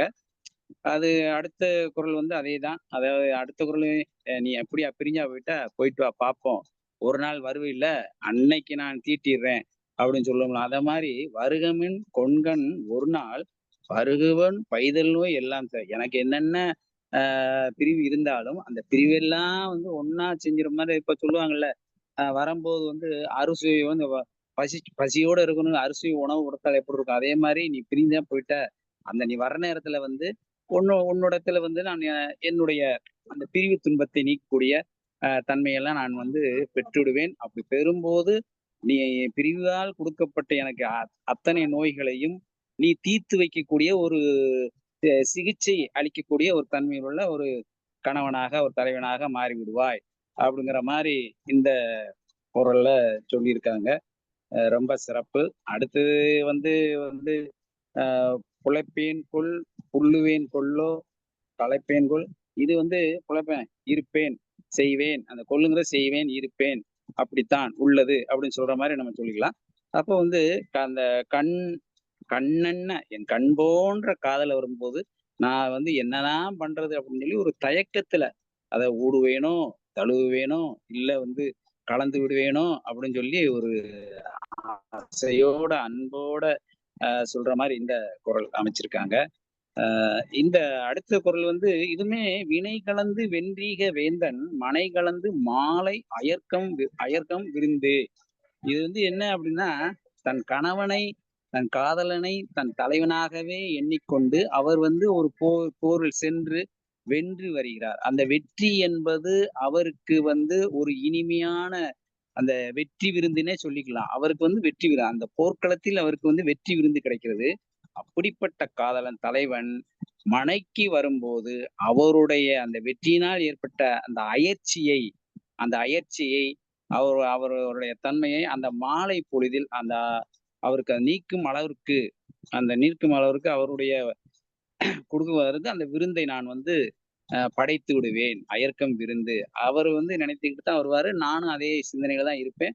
அப்படிப்பட்டவருக்கு அங்க போர்க்களத்தில் அவருக்கு வந்து வெற்றி இன்பம், இந்த மனையகத்தில் இந்த காம பிரிவை நீக்கி காம இன்பம் அனுபவித்து விடுவோம் என்று சொல்ற மாதிரி இந்த குரல்ல குறிச்சிருக்காங்க. அடுத்த குரல் வந்து ஒண்ணுமில்ல, ஒரு நாள் வந்து ஒரு யுகம் போல கழியுது அப்படின்னு சொல்லுவாங்க. ஒண்ணுமே இல்லை. இப்ப வந்து 10 நாள் லீவ் எடுத்து ஒருத்தர் இருப்பாங்க. 10 நாள் லீவ் எடுத்து வந்து போன உடனே அது போய் சேர்ந்திருப்பாரு. அப்பயுமே நீங்க எப்ப வருவீங்க, எப்ப சாப்பிட்டீங்க, என்ன சாப்பிட்டீங்க, போய் சேர்ந்தீங்களா அப்படின்னு சொல்லி ஏகப்பட்ட போன் பண்ணுவாங்க. அது வந்து இது உண்மைதான், எல்லாரோடையும் இருக்கக்கூடிய வள்ளுவர் வந்து ஒரு 2000 வருஷத்துக்கு முன்னாடியே யோசிச்சு இந்த வந்து சொல்லியிருக்காங்கன்னா ரொம்ப அருமை. இப்ப நம்ம வந்து இதெல்லாம் அனுபவிக்கிறோம். இதுல வந்து இருந்தா கூட ஒரு மாசம் இருக்கும், லீவ் முடிச்சு போயிடுறோம். அடுத்த மறுநாள்ல இருந்து அந்த போன் வந்துகிட்டே தான் இருக்கும். திருப்பி வர்றது வந்து அவங்களுக்கு வந்து ஒரு நாள்ல இப்ப வந்துருவாரு, நாளைக்கு வந்துருவாரு, இப்ப இன்னைக்கு வந்துருவாரு, வண்டி ஏறிட்டாரு அப்படின்னு சொல்ற மாதிரி இந்த குரல் சொல்றாங்க. ரொம்ப ஒரு இயல்பான குரல் தான், இருந்தாலும் அருமையான குரல். அடுத்தது வந்து பெரியண்ணாம் பெற்றாக்கால் எண்ணாம் உரினெண்ணாம் உள்ளம் துக்கக்கால் அப்படின்னு இருக்கு. இப்ப இது வந்து ஒரு அசால்ட்டா ஒரு துன்பம் வந்து பிரிவு துன்பம் ஏற்படுச்சு, அந்த துன்பத்தினால வந்து மனம் உடைஞ்சு போயிருச்சு அப்படின்னு சொன்ன உடனே அதை திருப்பி வரும்போது பெற்றால் தான் என்ன, பெறுவதால் தான் என்ன, இல்ல பொருந்தினால் தான் என்ன அப்படின்னு சொல்ற மாதிரி இருக்கு. இந்த இடத்துல பாத்தீங்கன்னா நம்ம ஒரு கல்யாணம் இருக்கு அப்படின்னு சொன்னா முகூர்த்தக்கால் அப்படி வந்து ஊன்றது உண்டு. அப்போ வந்து முகூர்த்தக்கால் ஒண்ணு கல்யாணம் நடக்க போகுது. இந்த இடத்துல வந்து உள்ளமே துக்கக்காலாகி போச்சு. அதாவது அந்த பிரிவு துன்பம் வந்து துக்கத்தை குடிக்கூடிய துக்கக்காலாக மாறிவிட்டது. துக்கக்காலாக மாறி இருக்கும்போது பெற்றால்தான் என்ன, பெற்றாக்கால் என்ன, இருந்தால்தான் என்ன, பெருகினால்தான் என்ன, பெற்றால்தான் என்ன, பொருந்தினால் இந்த மாதிரி சொல்ற மாதிரி சொல்லி கொண்டு போறாங்க. ஆனால் இந்த குரலை பார்க்கும்போது மற்ற 9 குரல்களுக்கும் இதுக்கும் கொஞ்சம் வந்து வித்தியாசப்பட்டு இருக்கும். அப்போ வந்து இதை வந்து அவளை ஈஸியாக நம்ம எடுத்துக்கொள்ள முடியுமா, அவர் வயின் விரும்பல்ங்கிறத வந்து இது ஈஸியா எடுத்துக்கிட முடியுமா, இல்ல இதுவுமே ஒரு சாதாரணமான ஒரு புலம்பல் தானா அப்படின்னு நம்ம கொஞ்சம் யோசிக்க வேண்டிய ஒரு தன்மை இருக்கு. இந்த 10வது குரல் வந்து உண்மையிலேயே ரொம்ப ஒரு அருமையான அதிகாரம், ரொம்ப சிறப்பா சொன்னாங்க. இன்று நெறியாள்கை செய்த அறச்செல்வி அவர்களுக்கும், இப்பொழுது சிவசுப்பிரமணிய ஐயா அவர்களுக்கும், பின்னூட்டம் வழங்கிய நம்ம விஜயேந்திர பாரதி ஐயா அவர்களுக்கும் மற்றும் இங்கு இணைந்துள்ள அனைத்து அவர்களுக்கும் நம்மளுடைய பாராட்டுகள், வாழ்த்துக்கள், வணக்கம் தெரிவிக்கிறோம். அடுத்ததாக ஐயா நல்லாசிரியர் நாகராஜன் ஐயா வருவாங்க. ரொம்ப அவருமே நம்ம எல்லாருடைய பின்னூட்டத்தையுமே தொகுத்து வழங்கக்கூடிய ஒரு தன்மையில் இருக்கக்கூடிய ஒரு ஆளுமை. அவர்களுக்கு நம்மளுடைய பாராட்டுகள், வாழ்த்துக்களை தெரிவித்துக் கொள்வோம். வாழ்க வளமுடன். வணக்கம், வாழ்த்துக்கள். மிக்க நன்றி ஐயா. தயவு செய்து ஒரு வேண்டுகோள் தான். இந்த பின்னூட்டம் அளிப்பவர்கள் நேர மேலாண்மையை கடைபிடிக்கும். ஒரு 3 நிமிடம் இதை நறுக்கா எது சொல்லணுமோ அதை சொல்லிட்டா நல்லதுன்னு நினைக்கிறேன். அடுத்து ரேவதி டீச்சர் கையை வச்சிருக்கீங்க, வாங்க. தமிழ்நாடு கலை இலக்கிய பெருமன்ற உறுப்பினர்கள் அனைவருக்கும் என் வணக்கத்தை தெரிவித்துக் கொள்கிறேன். இன்றைய அதிகாரம் 127 அவர் வயின் விரும்பல். தலைவனும் தலைவியும் பிரிவின்கண் ஒருவரை ஒருவர் காண விரைதல், மனம் அவரை வேகமாக நினைப்பது என்ற பொருளில் உண்டாகக்கூடிய திருக்குறள் 10 குறள்களையும் முற்றோதல் செய்த மாணவன் மோனிஷ் ராம். அவன் பார்க்கும் போதே தெய்வாம்சம் பொருந்திய முகமாக இருக்கு. நல்லா தலையில நிறைய எண்ணெய் வச்சு தலை சீவி பார்க்கும் போதே லட்சணமா இருந்தா அந்த குழந்தைக்கு என்னுடைய வாழ்த்துக்களை தெரிவித்துக் கொள்கிறேன். அடுத்து உரைப்பொழிவு செய்த முனைவர் விநாயகம் பார்த்தசாரதி அவர்கள் மிக தெளிவாக அனைவரும் புரிந்து கொள்ளும் மனமாக இயல்பாக அவருடைய உரையை கூறினார்கள். அவருக்கு என்னுடைய மனம் நிறைந்த வாழ்த்துக்களை தெரிவித்துக் கொள்கிறேன். இந்த அதிகாரத்துல இருக்கக்கூடிய 10 குறள்கள்லையும் இருக்கக்கூடிய செய்திகள் எல்லாத்தையுமே நம்மளுடைய பின்னூட்டம் சொல்றவங்களும் சரி, உரைப்பொழிவு செஞ்சவங்களும் சரி கொடுத்துட்டாங்க. நான் 4வது குறள்ல அதுல அந்த மரத்தின் மேல் அப்படின்னு ஒரு வார்த்தை வருது. அப்படிங்கும்போது தரையில இருந்து அந்த தலைவன் வரானா அப்படிங்கிறத பாக்குறத விட ஒரு மரத்து மேல ஏறி நின்று பார்த்தா இன்னும் கொஞ்சம் தூரத்துல இருந்து வர்ற தலைவன் கூட தெரியும். அப்படிங்கிறதுனால அவருடைய நெஞ்சம் அந்த மாதிரி மரக்கிளையின் மேல தாவுது அப்படிங்கிற மாதிரி நான் உணர்ந்துக்கிறேன். அடுத்தால 9வது திருக்குறள்ல பாத்தீங்கன்னா, அந்த ஏங்கக்கூடிய அந்த மகளிருக்கு ஒரு நாள் போறது 7 நாள் போறது கழியிறது போல அப்படி இது இருக்கு அப்படின்றப்பல இந்த 7ங்கிற நம்பர் திருவள்ளுவர் நிறைய பயன்படுத்துறாரு. 7 7 ஜென்மம் இந்த மாதிரி எல்லாம் பழமொழி கூட சொல்லுவாங்க. புது வட்டியை கண்டா 7 வட்டி சோறு திம்பா அப்படிம்பாங்க. அல்லது கூறுகட்ட மாடு 7 கட்டு புல்லு திங்குது அப்படின்ற அந்த 7ங்கிற இது ஏதோ ஒரு அர்த்தத்துல வருது எல்லாத்துலயும். அடுத்து இந்த 10வது குறள்ல பாத்தீங்கன்னா, இந்த அவன் பொருள் ஈட்ட போனவன் அவன் வரல, இந்த தலைவி போயிட்டா அப்படின்னா என்ன பிரயோசனம், வராம தான் இருந்து என்ன பிரயோசனம் அப்படின்லாம் சொல்லும் போது இந்த வெளிநாட்டுல வேலை செய்யற அந்த பசங்களை நினைச்சு எனக்கு மனசு ரொம்ப வருந்தது. அவன் கல்யாணம் முடிச்சு 1 மாசத்துல போயிடுறான். குழந்தை உண்டாகி அது ஒரு 3 வயது 4 வயது ஆகும்போது தான் வர்றான். திரும்பி 1 மாசம் தான் இருப்பான். மறுபடியும் 3 வருஷம் 4 வருஷம் போயிடுறாப்புல. அந்த குழந்தைகளுக்கு தகப்பனுடைய அன்பு கிடைக்காம போகுது. அந்த சின்ன பிள்ளைகளை பார்த்து நான் மனசு ரொம்ப எனக்கு வருத்தமா இருக்கும். அவன் அங்க இருந்து இந்த பிள்ளைய நினைச்சு இப்ப என்னதான் வீடியோ கால்ல பேசிக்கிறாங்க அப்படின்னாலும் அந்த குழந்தைகளுடைய ஸ்பரிசத்தை தொட்டு உணர்ந்து அதெல்லாம் அந்த பையன்களுக்கு கிடைக்க மாட்டேங்குது. காசுன்னு போறாங்க வெளிய. இங்க நிறைய சொத்தை பெருக்கிக்கிறாங்க. ஆனா உண்மையான அன்பு பாசமெல்லாம் அவங்களுக்கு கிடைக்காம போகுதே அப்படிங்கிறது. அது அவங்களுடைய குடும்ப பிரச்சனைன்னு நம்ம நினைச்சுக்கிற வேண்டியதான். அந்த சின்ன குழந்தைகளுக்காக என்னுடைய மனம் வருந்துகிறத சொல்லிக்கிறேன். இந்த 10 குறளுக்கும் விழியே விழியே உனக்கென்ன வேலை, விருந்துக்கு வரவா நாளைக்கு மாலைங்கிற பாட்டுல எல்லாமே மருந்து தரவா விருந்து தரவா அப்படிங்கறது எல்லாமே அந்த இதுல வந்துருது. அடுத்து இந்த எண்ணெய் எடுத்து தன்னை கொடுத்து போனவன் போனாண்டி, தன்னை கொடுத்து எண்ணெய் எடுக்க வந்தாலும் வருவாண்டிங்கிற பாட்டும் இதுக்கு போடலாம் அப்படிங்கிறது என்னுடைய கருத்து. வாய்ப்பு கொடுத்தமைக்கு நன்றி. மிக்க நன்றி டீச்சர். சரியான பொருத்தமான பாடல்களை தான் சொல்லியிருக்கீங்க. ரொம்ப பிறகு இங்க 7 என்பதற்கு விளக்கம் சொன்னது ரொம்ப முத்தாய்ப்பாக இருந்தது. மிக்க நன்றி. அடுத்து செங்கை ஆகி பின்னூட்டம் அளிக்க வரீங்களா? வரணும் ஒரு நிமிஷம். வணக்கம். பின்னூட்டம் அளிங்க. தமிழ்நாடு கலை இலக்கிய பெருமன்ற காலம் பகுதி அத்தனை பேருக்கும் வணக்கம். இன்றைக்கு நமக்கு இணையம் என்பது மிகவும் இடர்பாடுகள் ஆகிவிட்டது. அண்ணன் ரவீந்திர பாரதியுடைய முக்கியமாக அவருடைய வார்த்தைகளை, அவருடைய அந்த உரைப்பொழிவை நம்மால் பின்னூட்டத்தை கேட்க முடியவில்லை என்பது எனக்கு மிக வருத்தமாக இருக்கிறது. இருந்தாலும் இந்த அவரவின் விதும்பல் என்ற அதிகாரத்தை முற்றோதல் செய்த அருமையான தம்பி மோனிஷ்ராஜ், எனக்கு வருத்தம் என்னவென்றால் ஒரு பேரும் தமிழில் சொல்ல முடியவில்லை. மிக சிரமப்பட்டு தான் இந்த பெயர்களை நான் உச்சரிக்க வேண்டியிருக்கிறது. அருமையாக அந்த தம்பி முற்றோதல் செய்தார்கள். அதுக்கடுத்து உரைப்பொழிவு தோழர் விநாயகம் அவர்கள், முனைவர் அண்ணன் ரவீந்திர பாரதி சொன்ன பிறகு பின்னூட்டத்திற்கு வழியே இல்லாமல் தான் மிக சிறப்பாக அவருடைய பின்னூட்டம் வந்தது. மிக்க மகிழ்ச்சி, வாழ்த்துக்கள். இன்றைய தலைப்பு என்பது அவர் சொன்னார், ஏன்னா இயல்போ நம்ம பார்த்துக்குவோம். அறம் நம்ம சொல்லித்தான் ஆக வேண்டும், மனிதனுக்கு பொருள் நாம் சொல்லித்தான் ஆக வேண்டும். ஆனால் இந்த காமத்துப்பால் என்பது சொல்லி தெரிவதில்லை, மன்மதக்கலை என்பது போல எல்லாருமே இதையெல்லாம் சொல்லாமலே அவருடைய வாழ்க்கையில் நடந்து கொண்டிருக்கிறது. அதைத்தான் நாம் திரும்ப திரும்ப இப்போது மறு ஒளிபரப்பாக செய்து கொண்டிருக்கிறோம். நாம் சொன்ன பிறகோ வள்ளுவர் சொன்ன பிறகோ இதை யாரும் வாழ்க்கையில் கடைபிடிக்கவில்லை. ஏற்கனவே இந்த இயல்புகள், அந்த உணர்வுகள், அந்த அசைவுகள், அவர்களுடைய அந்த வாழ்வியல் நடைமுறைகள் எல்லாம் நடந்து கொண்டு இருக்கிறது. ஆனா வள்ளுவர் சொல்லி நடந்தார்களா என்பது நமக்கு ஐயம்தான். இதில் என்ன சிறப்பு என்றால், அந்த காலத்தில் வள்ளுவன் வாழ்ந்த காலத்தில் இருந்த உணர்வுகளை எல்லாம் அப்படியே படம் பிடித்து சொன்னதால் இன்றைக்கும் வள்ளுவத்தை படிக்காமலேயே கூட வள்ளுவனுடைய வார்த்தைகளை அப்படியே வழிபட்டு கொண்டிருக்கிறார்கள் என்பதுதான் நிதர்சனமாக உண்மை. யார் வாழ்க்கையில் வள்ளுவன் சொன்னது இல்லை?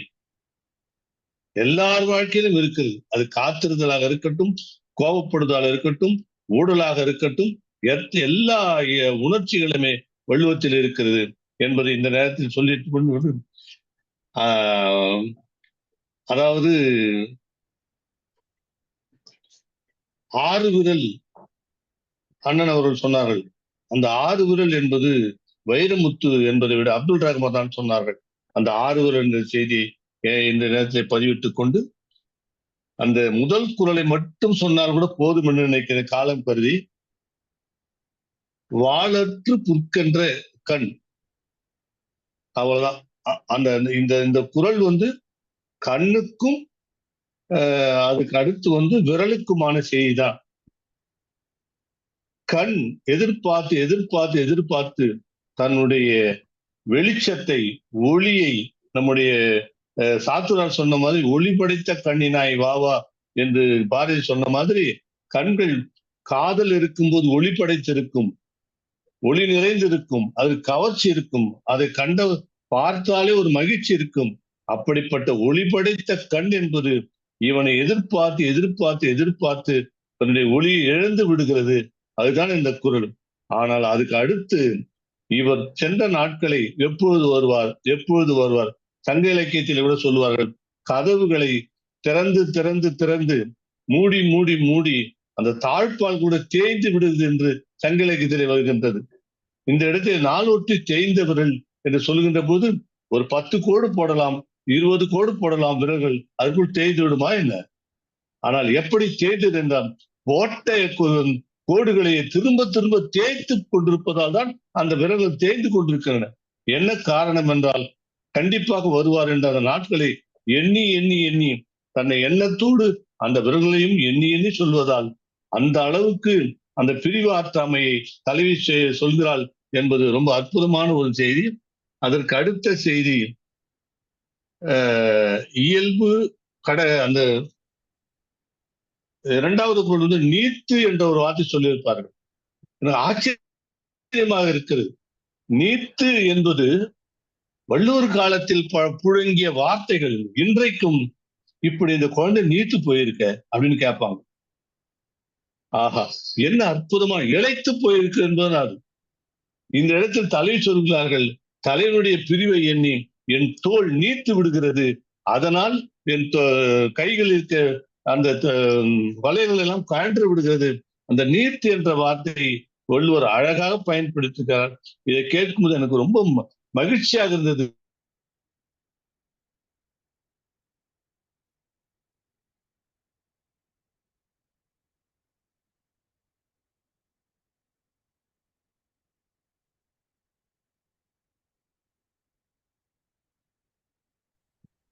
ஐயா செங்கை ஆக்கி கேக்குதுங்களா? குரல் கேட்கல. கேக்குது, இப்ப கேக்குது, சொல்லுங்க. ஒன்றுமில்லை, நான் முடிச்சிருக்கேன். இந்த கோடு ஏரி அப்படின்னு சொல்லிட்டு ஒரு வார்த்தை வருகிறது. அந்த அவருடைய காதல் வரவில்லை என்பதற்காக அந்த அவளுடைய மனம் என்பது ஒரு மரத்தினுடைய கிளைகளில் ஏறி பார்க்கிறதாம்.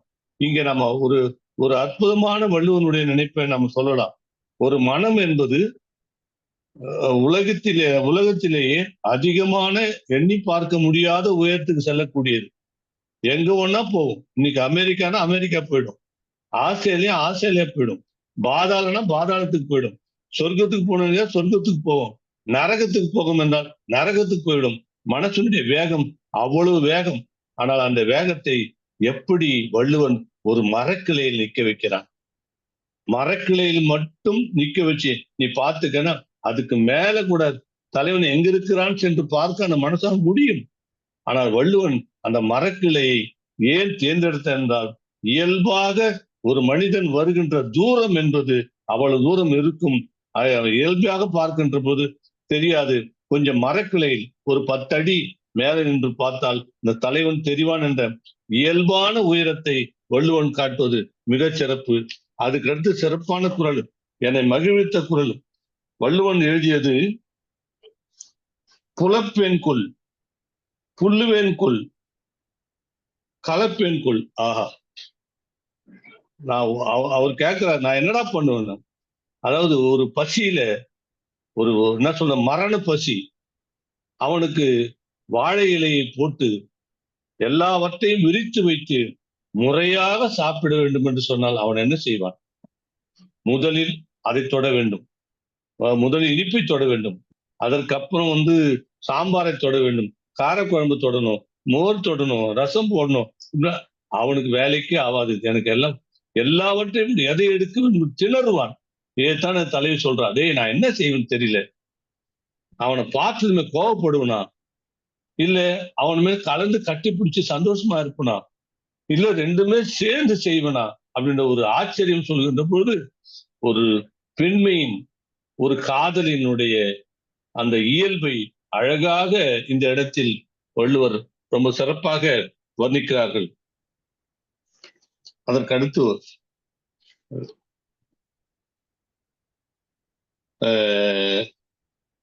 இந்த 7 நாள் பூஜைன்னு சொன்னது ரேவதி அழகா சொல்லிட்டாங்க. நான் அந்த சந்தேகம் கேட்க நினைச்சேன்.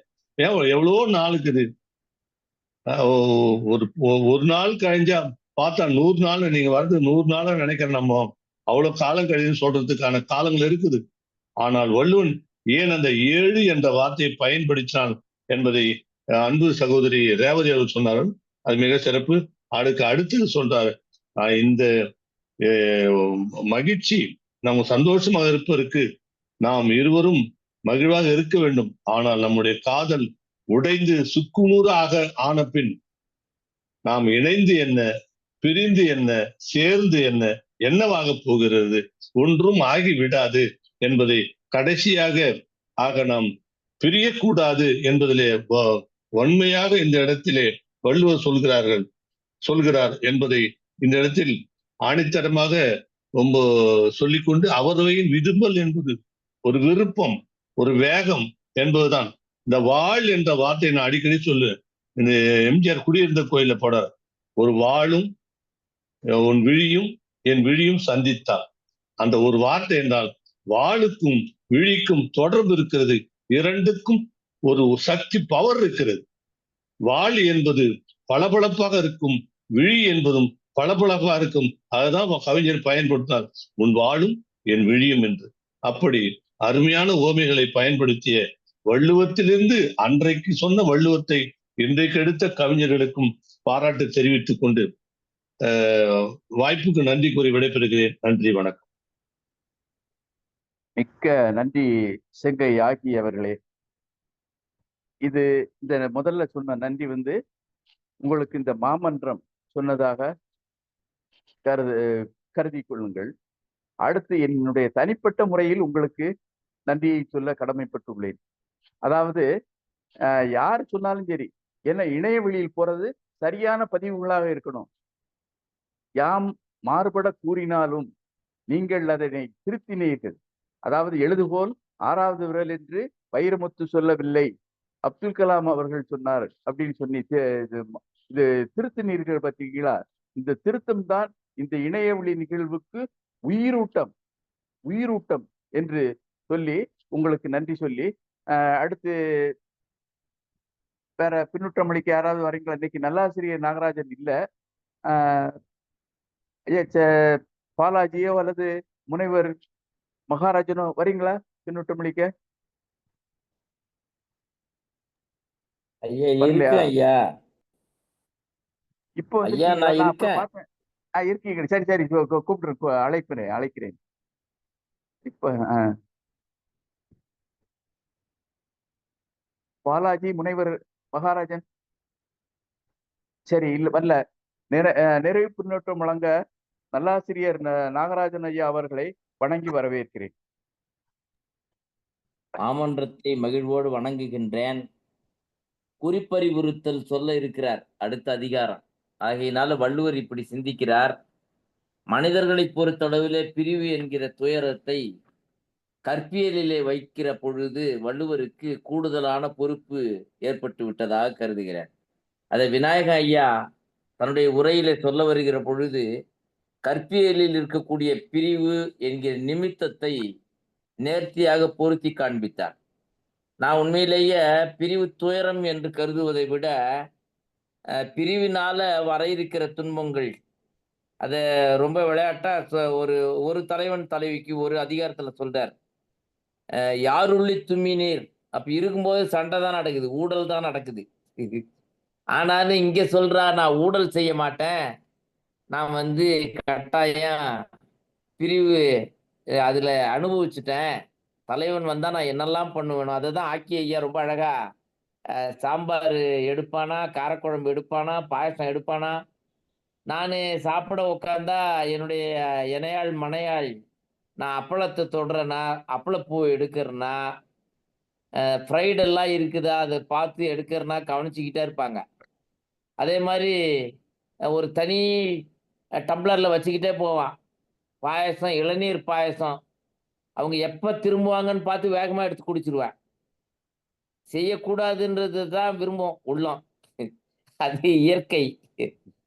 பாரதிதாசன் எழுதுறார் ரொம்ப அழகா. உச்சி போய் தன்வால் பார்க்கும் அந்த குரங்கு ஒளிப்பிழம்பா எண்ணி தன்னுடைய வாழைய கடைசியில் எடுத்து பார்க்கும். அதோட பாம்பு வந்துருச்சா மறுபடியும் இன்னொரு கிளைக்கு தவ்வும். அத ரொம்ப அழகா எழுதுவார். விளக்கினை தொட்ட பிள்ளை வெடுக்கென குதித்தை போல் அது கிளைதோறும் தாவி தாவி அப்படி ஓடும். ரொம்ப நேர்த்தியாக சொல்லுவார். பாவேந்தர் ரொம்ப அழகா அதை காட்சி ஆக்குவார். அது காரணம் குரங்கு கையில கிடைத்த பாம்பினுடைய நிலை ரொம்ப கொடூரம். அது மேல மேல அச்சத்துல நசுக்கிக்கிட்டே இருக்கும். இது இயல்பும் கூட. நம்மை பொறுத்தளவுல படைக்கே பாம்புன்னா பயம்தானே. இது இந்த இந்த உள்ளம் தாண்டுவது ஆக்கி ஐயா ரொம்ப அழகா சொன்னாங்க. ரஷ்யாவுக்கு போகும், ஆஸ்திரேலியாவுக்கு போகும், ஜப்பானுக்கு போகும். ஆனால் வெளிநாட்டு பயணங்கள் எல்லாமே மகிழ்ச்சியானா ரேவதி சகோதரி சொல்லும் பொழுது உள்ளம் அழுதேன். அந்த பிள்ளைகள் நான் அதை அனுபவிச்சிருக்கேன். எங்க அப்பாவோட கிளாஸ்மேட்டு மிலிட்ரியில கேப்டன். அவங்க அங்க இருப்பாங்க, காஷ்மீர் எல்லையில் இருப்பாங்க. எப்போ வருவாங்கன்னு அந்த கலா அக்கா, என்னோட படிச்ச விஜி, எங்க அண்ணனோட படிச்ச மீனா அக்கா எல்லாம் தவிச்சு போயிருப்பாங்க. ஏன் இவற்றை பிரிவு துயரத்துல அந்த குடும்பமே வாடுவதை பார்க்கிற பொழுது சொல்லனா துயரம். இன்றைக்கு இளைய மகன் சென்னையிலேருந்து வேகமா விருட்டன கார்ல வந்துட்டு வேகமா போனாரு. என்னடா திடீர் பயணம் மேற்கொண்டுட்டேன்னா அப்புறம் தான் சொல்றாரு அழுதுகிட்ட கண் கலங்கிட்டு, நான் குளிச்சுட்டு வந்து அப்புறம் பேசுறேன்ட்டு போயிட்டா அப்படி மேல. என்னடான்னா அவரோட கிளாஸ்மேட்டோட அப்பா இறந்தே போயிட்டாங்களாம். இது ஏன் சொல்றேன், அப்பா நேத்திக்கு கண்ணாடி உடைஞ்சதுப்பா, என்னடா அதனால என்ன வேற மாத்திரலாமே. அப்ப சொல்றான், அப்பா அந்த ஏதோ ஒரு கிருஷ்ணனா ஏதோ ஒரு பேரை சொல்லி அவங்க அப்பா அவங்க செய்து கொடுத்த கண்ணாடி, கண்ணாடி திடீர்னு உடையுதேன்னு நினைச்சேன், என் கிளாஸ்மேட்டுக்கும் கண்ணாடி உடைஞ்சு போச்சாம்பா இந்த வாரம். அப்போ தயாரித்தவர் இல்ல, அவர் தான் இறந்துட்டார். அவரை பார்க்கறதுக்கு தான் பாண்டி போயிட்டு இங்க வந்தார் தம்பி. அப்போ அந்த பிரிவு துயரத்துல அந்த இல்லம் படுகிற பாட்டை இன்றைக்கு தம்பி எடுத்து சொல்லும் பொழுது துணுக்குற்றது இதயம். ரேவதி சகோதரி சொன்ன மாதிரி இந்த உலகத்துல பிரிவு என்பது சாதாரணம் இல்லை. நம்மை பொறுத்தளவில் உள்ளத்தை அது நசுக்கத்தான் செய்யுது. ஆனாலும் 5 நிமித்தங்கள்ல பிரிதல் ரொம்ப கொடுமை. ஒரு நாள் வருவார், ஒரு நாள் போவார், ஒவ்வொரு நாளும் துயரம்னு வாலி எழுதுகிற பிரிவு தொழில் நிமித்தமா மீனவன் போகிற பொழுது அவ அங்கேயே இருந்து அந்த பரத குலத்தை சார்ந்த பெண் அனுப்பி வைக்கிற துயரத்தை பாட்டுல ரொம்ப அழகா சொல்லுவார். உண்மைதானே? கடலில் மீன் அழுதால் யாருக்கு தெரியும் இல்லையா? நம்மை பொறுத்தளவுல காம கடல்ல நீந்தி கொண்டிருக்கிற தலைவிகளைத்தான் காட்டுகிறார் இங்க. அதே நேரத்துல நமக்கு உள்ளத்தை துணுக்குறச் செய்வதாக இந்த இதயத்துக்கு இந்த பிரிவு என்பது சாதாரணமா இல்லை. இந்த அதிகாரத்தை பொறுத்தளவுல இப்படி பார்க்கணும். மென்மையாகவே சொல்லிக்கிட்டு வர்றான். வள்ளுவனுக்கு மேன்மையாகவும் சொல்ல தெரிகிறது, மென்மையாகவும் சொல்ல தெரிகிறது, ஏன் திண்மையாக கூட சொல்ல தெரிகிறது, வன்மையாக கண்டிக்கவும் தெரிகிறது. ஆனால் கண்மையாக கண் இமையாக சாத்தூரார் சொன்னது போல நம்மை பொறுத்தளவில் வாழ்வியலை உணர்ந்து சொல்லுகிற வள்ளுவருடைய வழிகாட்டுதல் புலப்பேன் கொல் புல்லுவேன் கொல்லோ. அத சங்க இலக்கியத்திலையும் இந்த சாயலை பார்க்க முடிகிறது. ஓ என்று கத்துவேனா, எல்லாம் உலகம் பூரா தூங்குத, ஆச்சரியமா இருக்குது, எனக்கு தூக்கமே இல்லையே, இந்த இந்த உலகத்துல நான் ஊ ஆண் கத்தட்டா ஒரு தலைவி கேட்கிறார் சங்க இலக்கியத்துல. இங்க அணங்குகொல் ஆய்மையில் கொல்லோ கணங்குழை மாதர்கொல் மாலும் என் நெஞ்சுன்னு தகையணங்குறுத்தல்ல சொல்ல இருக்கிறார்.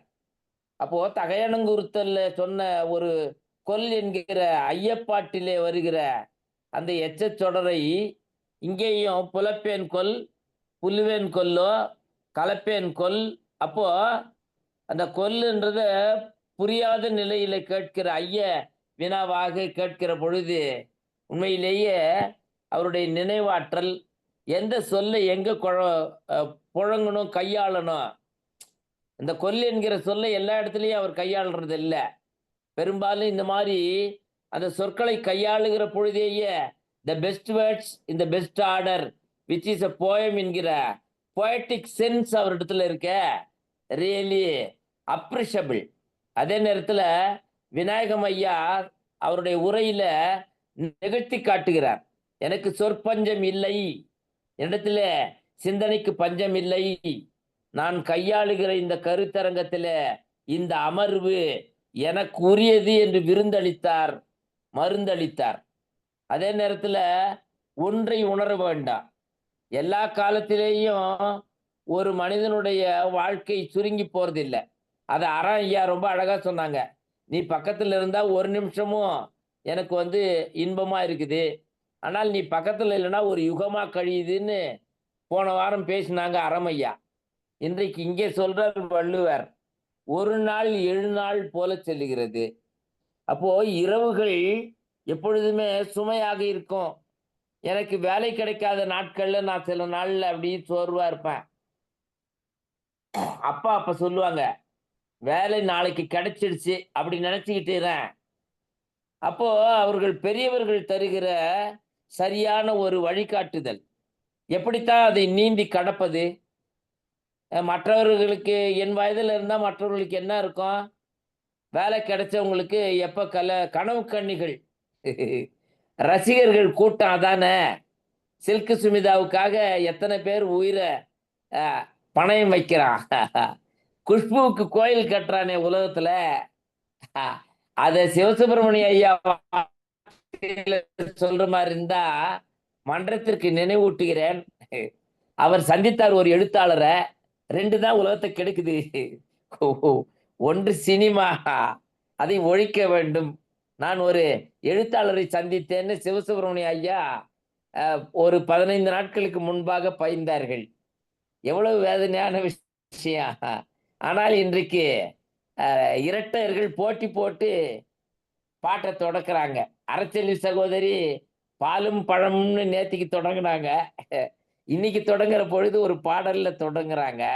ரேவதி சகோதரி அருமையான பாடல்களை எல்லாம் ஒப்பிடுறாங்க. அப்போ திரையுலகம் மிக அற்புதமாகவே செலுத்தி இருக்குது, கொண்டு செலுத்தி இருக்கிறது. அது பழைய பாடல்கள்ல தான்றது இல்லை, சிவசுப்பிரமணியமாகி எனக்கு வயது தான் அதிகமாயிடுச்சு, ஆனா உள்ளம் இளமைதான். நான் வைரமுத்துவனுடைய கவிதைகளா சொல்றேன்னு வைரமுத்துவனுடைய பாடல்களை எல்லாம், திரைப்பட பாடல்களை எல்லாம் சிவசுப்பிரமணிய ஐயா கோட் பண்றாங்க. அப்போ இவங்கெல்லாம் புதுப்பிக்கிறாங்க. இவர்களை பொறுத்தளவில் வாழ்கின்ற வள்ளுவர் காலத்திலே இருக்கிற பழைய திருக்குறளை புது திரைப்பாடல்களோடு ஒப்பிட முடிகிறது என்று சொன்னால் மன்றத்தில் மேலும் மேலும் ஆராய்ச்சி நிகழ்ந்து கொண்டே இருக்கிறது. அது வெற்றி தானே. வரவேற்கின்றேன். வர இருக்கிறார்கள் அறமையா, அவங்களுக்கே உள்ள பாணியில கட்டாயமா இன்றைக்கு நான் சொல்றேன், இந்த ஒரு நாள் 7 நாள் போல் செல்லும் சேன் சென்றார் மறுநாள் வைத்து ஏங்குபவர்க்குன்ற குறளுக்கு கட்டாயம் நீங்க வேணா பாருங்க, உளவியல் பூர்வமான தீர்வு நமக்கு அநேகமா கிடைக்கலாம். Because of the consultants, whereas we are paying towards consultancy fees, but more than that he will register some more new things. நீங்க வேணா பாருங்க. I can assure for that Dr. Aram will register a new or give us a new view. ஏன்னா அதுதான் ஆராய்ச்சி செய்கிற தனுஷ்கோட்டியின் ரத்தம். தனுஷ்கோடி அண்ணன் ஒரு இடத்துல எழுதுவாங்க, பரதவர்களுடைய வாழ்க்கை நிலைய கடல் ஒட்டி இருக்கக்கூடிய பிரிவு துயரத்தை ரொம்ப அற்புதமா எழுதுவாங்க. அதை பேராசிரியர் திருமூர்த்தி அந்த கதையை சொல்லுவாங்க. எனக்கு இன்றைக்கு அந்த கதை நினைவுக்கு வரல, ஆனா செய்திக்காக சொல்றேன். அந்த பரதவர்கள் பெண்கள் படுகிற பாட்டை அந்த கதையில தனுஷ்கோட்டி அண்ணன் வைத்திருக்கிறார். அப்போ அவங்க அப்பா அப்படி செய்தாரு. அப்ப புள்ள என்ன பண்ணுவாரு, இவர் டாக்டர் வேற இல்லையா. நம் மன்றத்திற்கு கிடைத்திருக்கிற மிக அற்புதமான கட்டமைப்பும் கூட்டமைப்பும் வரவேற்புக்குரியது. இன்றைக்கு கருத்தரங்கம் வெற்றி பெற்றது என்பதை விடைபெறுகின்றேன். நன்றி, வணக்கம். மிக்க நன்றி நல்லாசிரியர் பெருந்தவே. நான் சொன்னதை சொன்னீங்க. ஒண்ணு, திரைப்படத்தை 10 ஆண்டுகள் தடை செஞ்சுட்டா, இல்லாமக்கிட்டா வயலன்ஸே இருக்காது, அதாவது வன்முறையே இருக்காது அப்படின்னு சொன்னது வந்து எழுத்தாளர் கிடையாது, வெளி ரங்கராஜன் ஒருத்தர், அதாவது நாடகவியலாளர், நாடகவெளி ரங்கராஜன் அப்படி நாடகவியலாளர் என்பதை சொல்லிக்கொண்டு அடுத்து நிறைவா நன்றிங்க முனைவர் விநாயகம் அவர்கள், உரைப்பொழிவாளர் முனைவர் விநாயகம் அவர்கள் நிறைவா எதுவும் சொல்லணும்னு விரும்புறீங்கன்னா சொல்லுங்க. இல்ல அவங்க இல்லையா, அவர் இல்லையா? சரி சரி. அடுத்து நிறைவுரை வழங்க தமிழ்நாடு கலை இலக்கிய பெருமன்ற பொதுச் செயலாளர் டாக்டர் அறம் அவர்களை வணங்கி வரவேற்கிறேன்.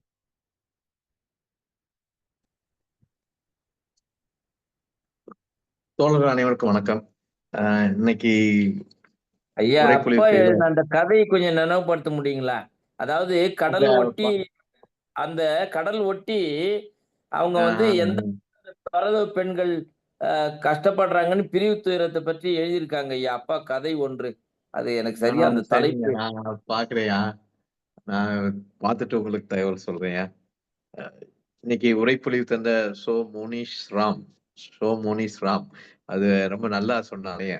பேரு தான் சமஸ்கிருத பேராக இருந்தாலும் வடமொழி எழுத்துக்களை உள்ள பேராக இருந்தாலும் மிக சிறப்பாக சொன்னாங்க. விநாயகம் அவங்க வந்து மிக சிறந்த முறையில் சங்க இலக்கியம், கம்பராமாயணம் எல்லாத்தையும் வச்சு மிக அருமையா இன்னைக்கு உரைப்பொழிவு செஞ்சாங்க. வழக்கம் போல ரவீந்திர பாரதி ஐயா ரொம்ப அருமையா சொன்னாங்க. பாட்டு நம்ம அரசியல் முதல்ல ஆரம்பிக்கும் போதே ஒரு பாடல்களோடு இது நல்லா இருக்கு.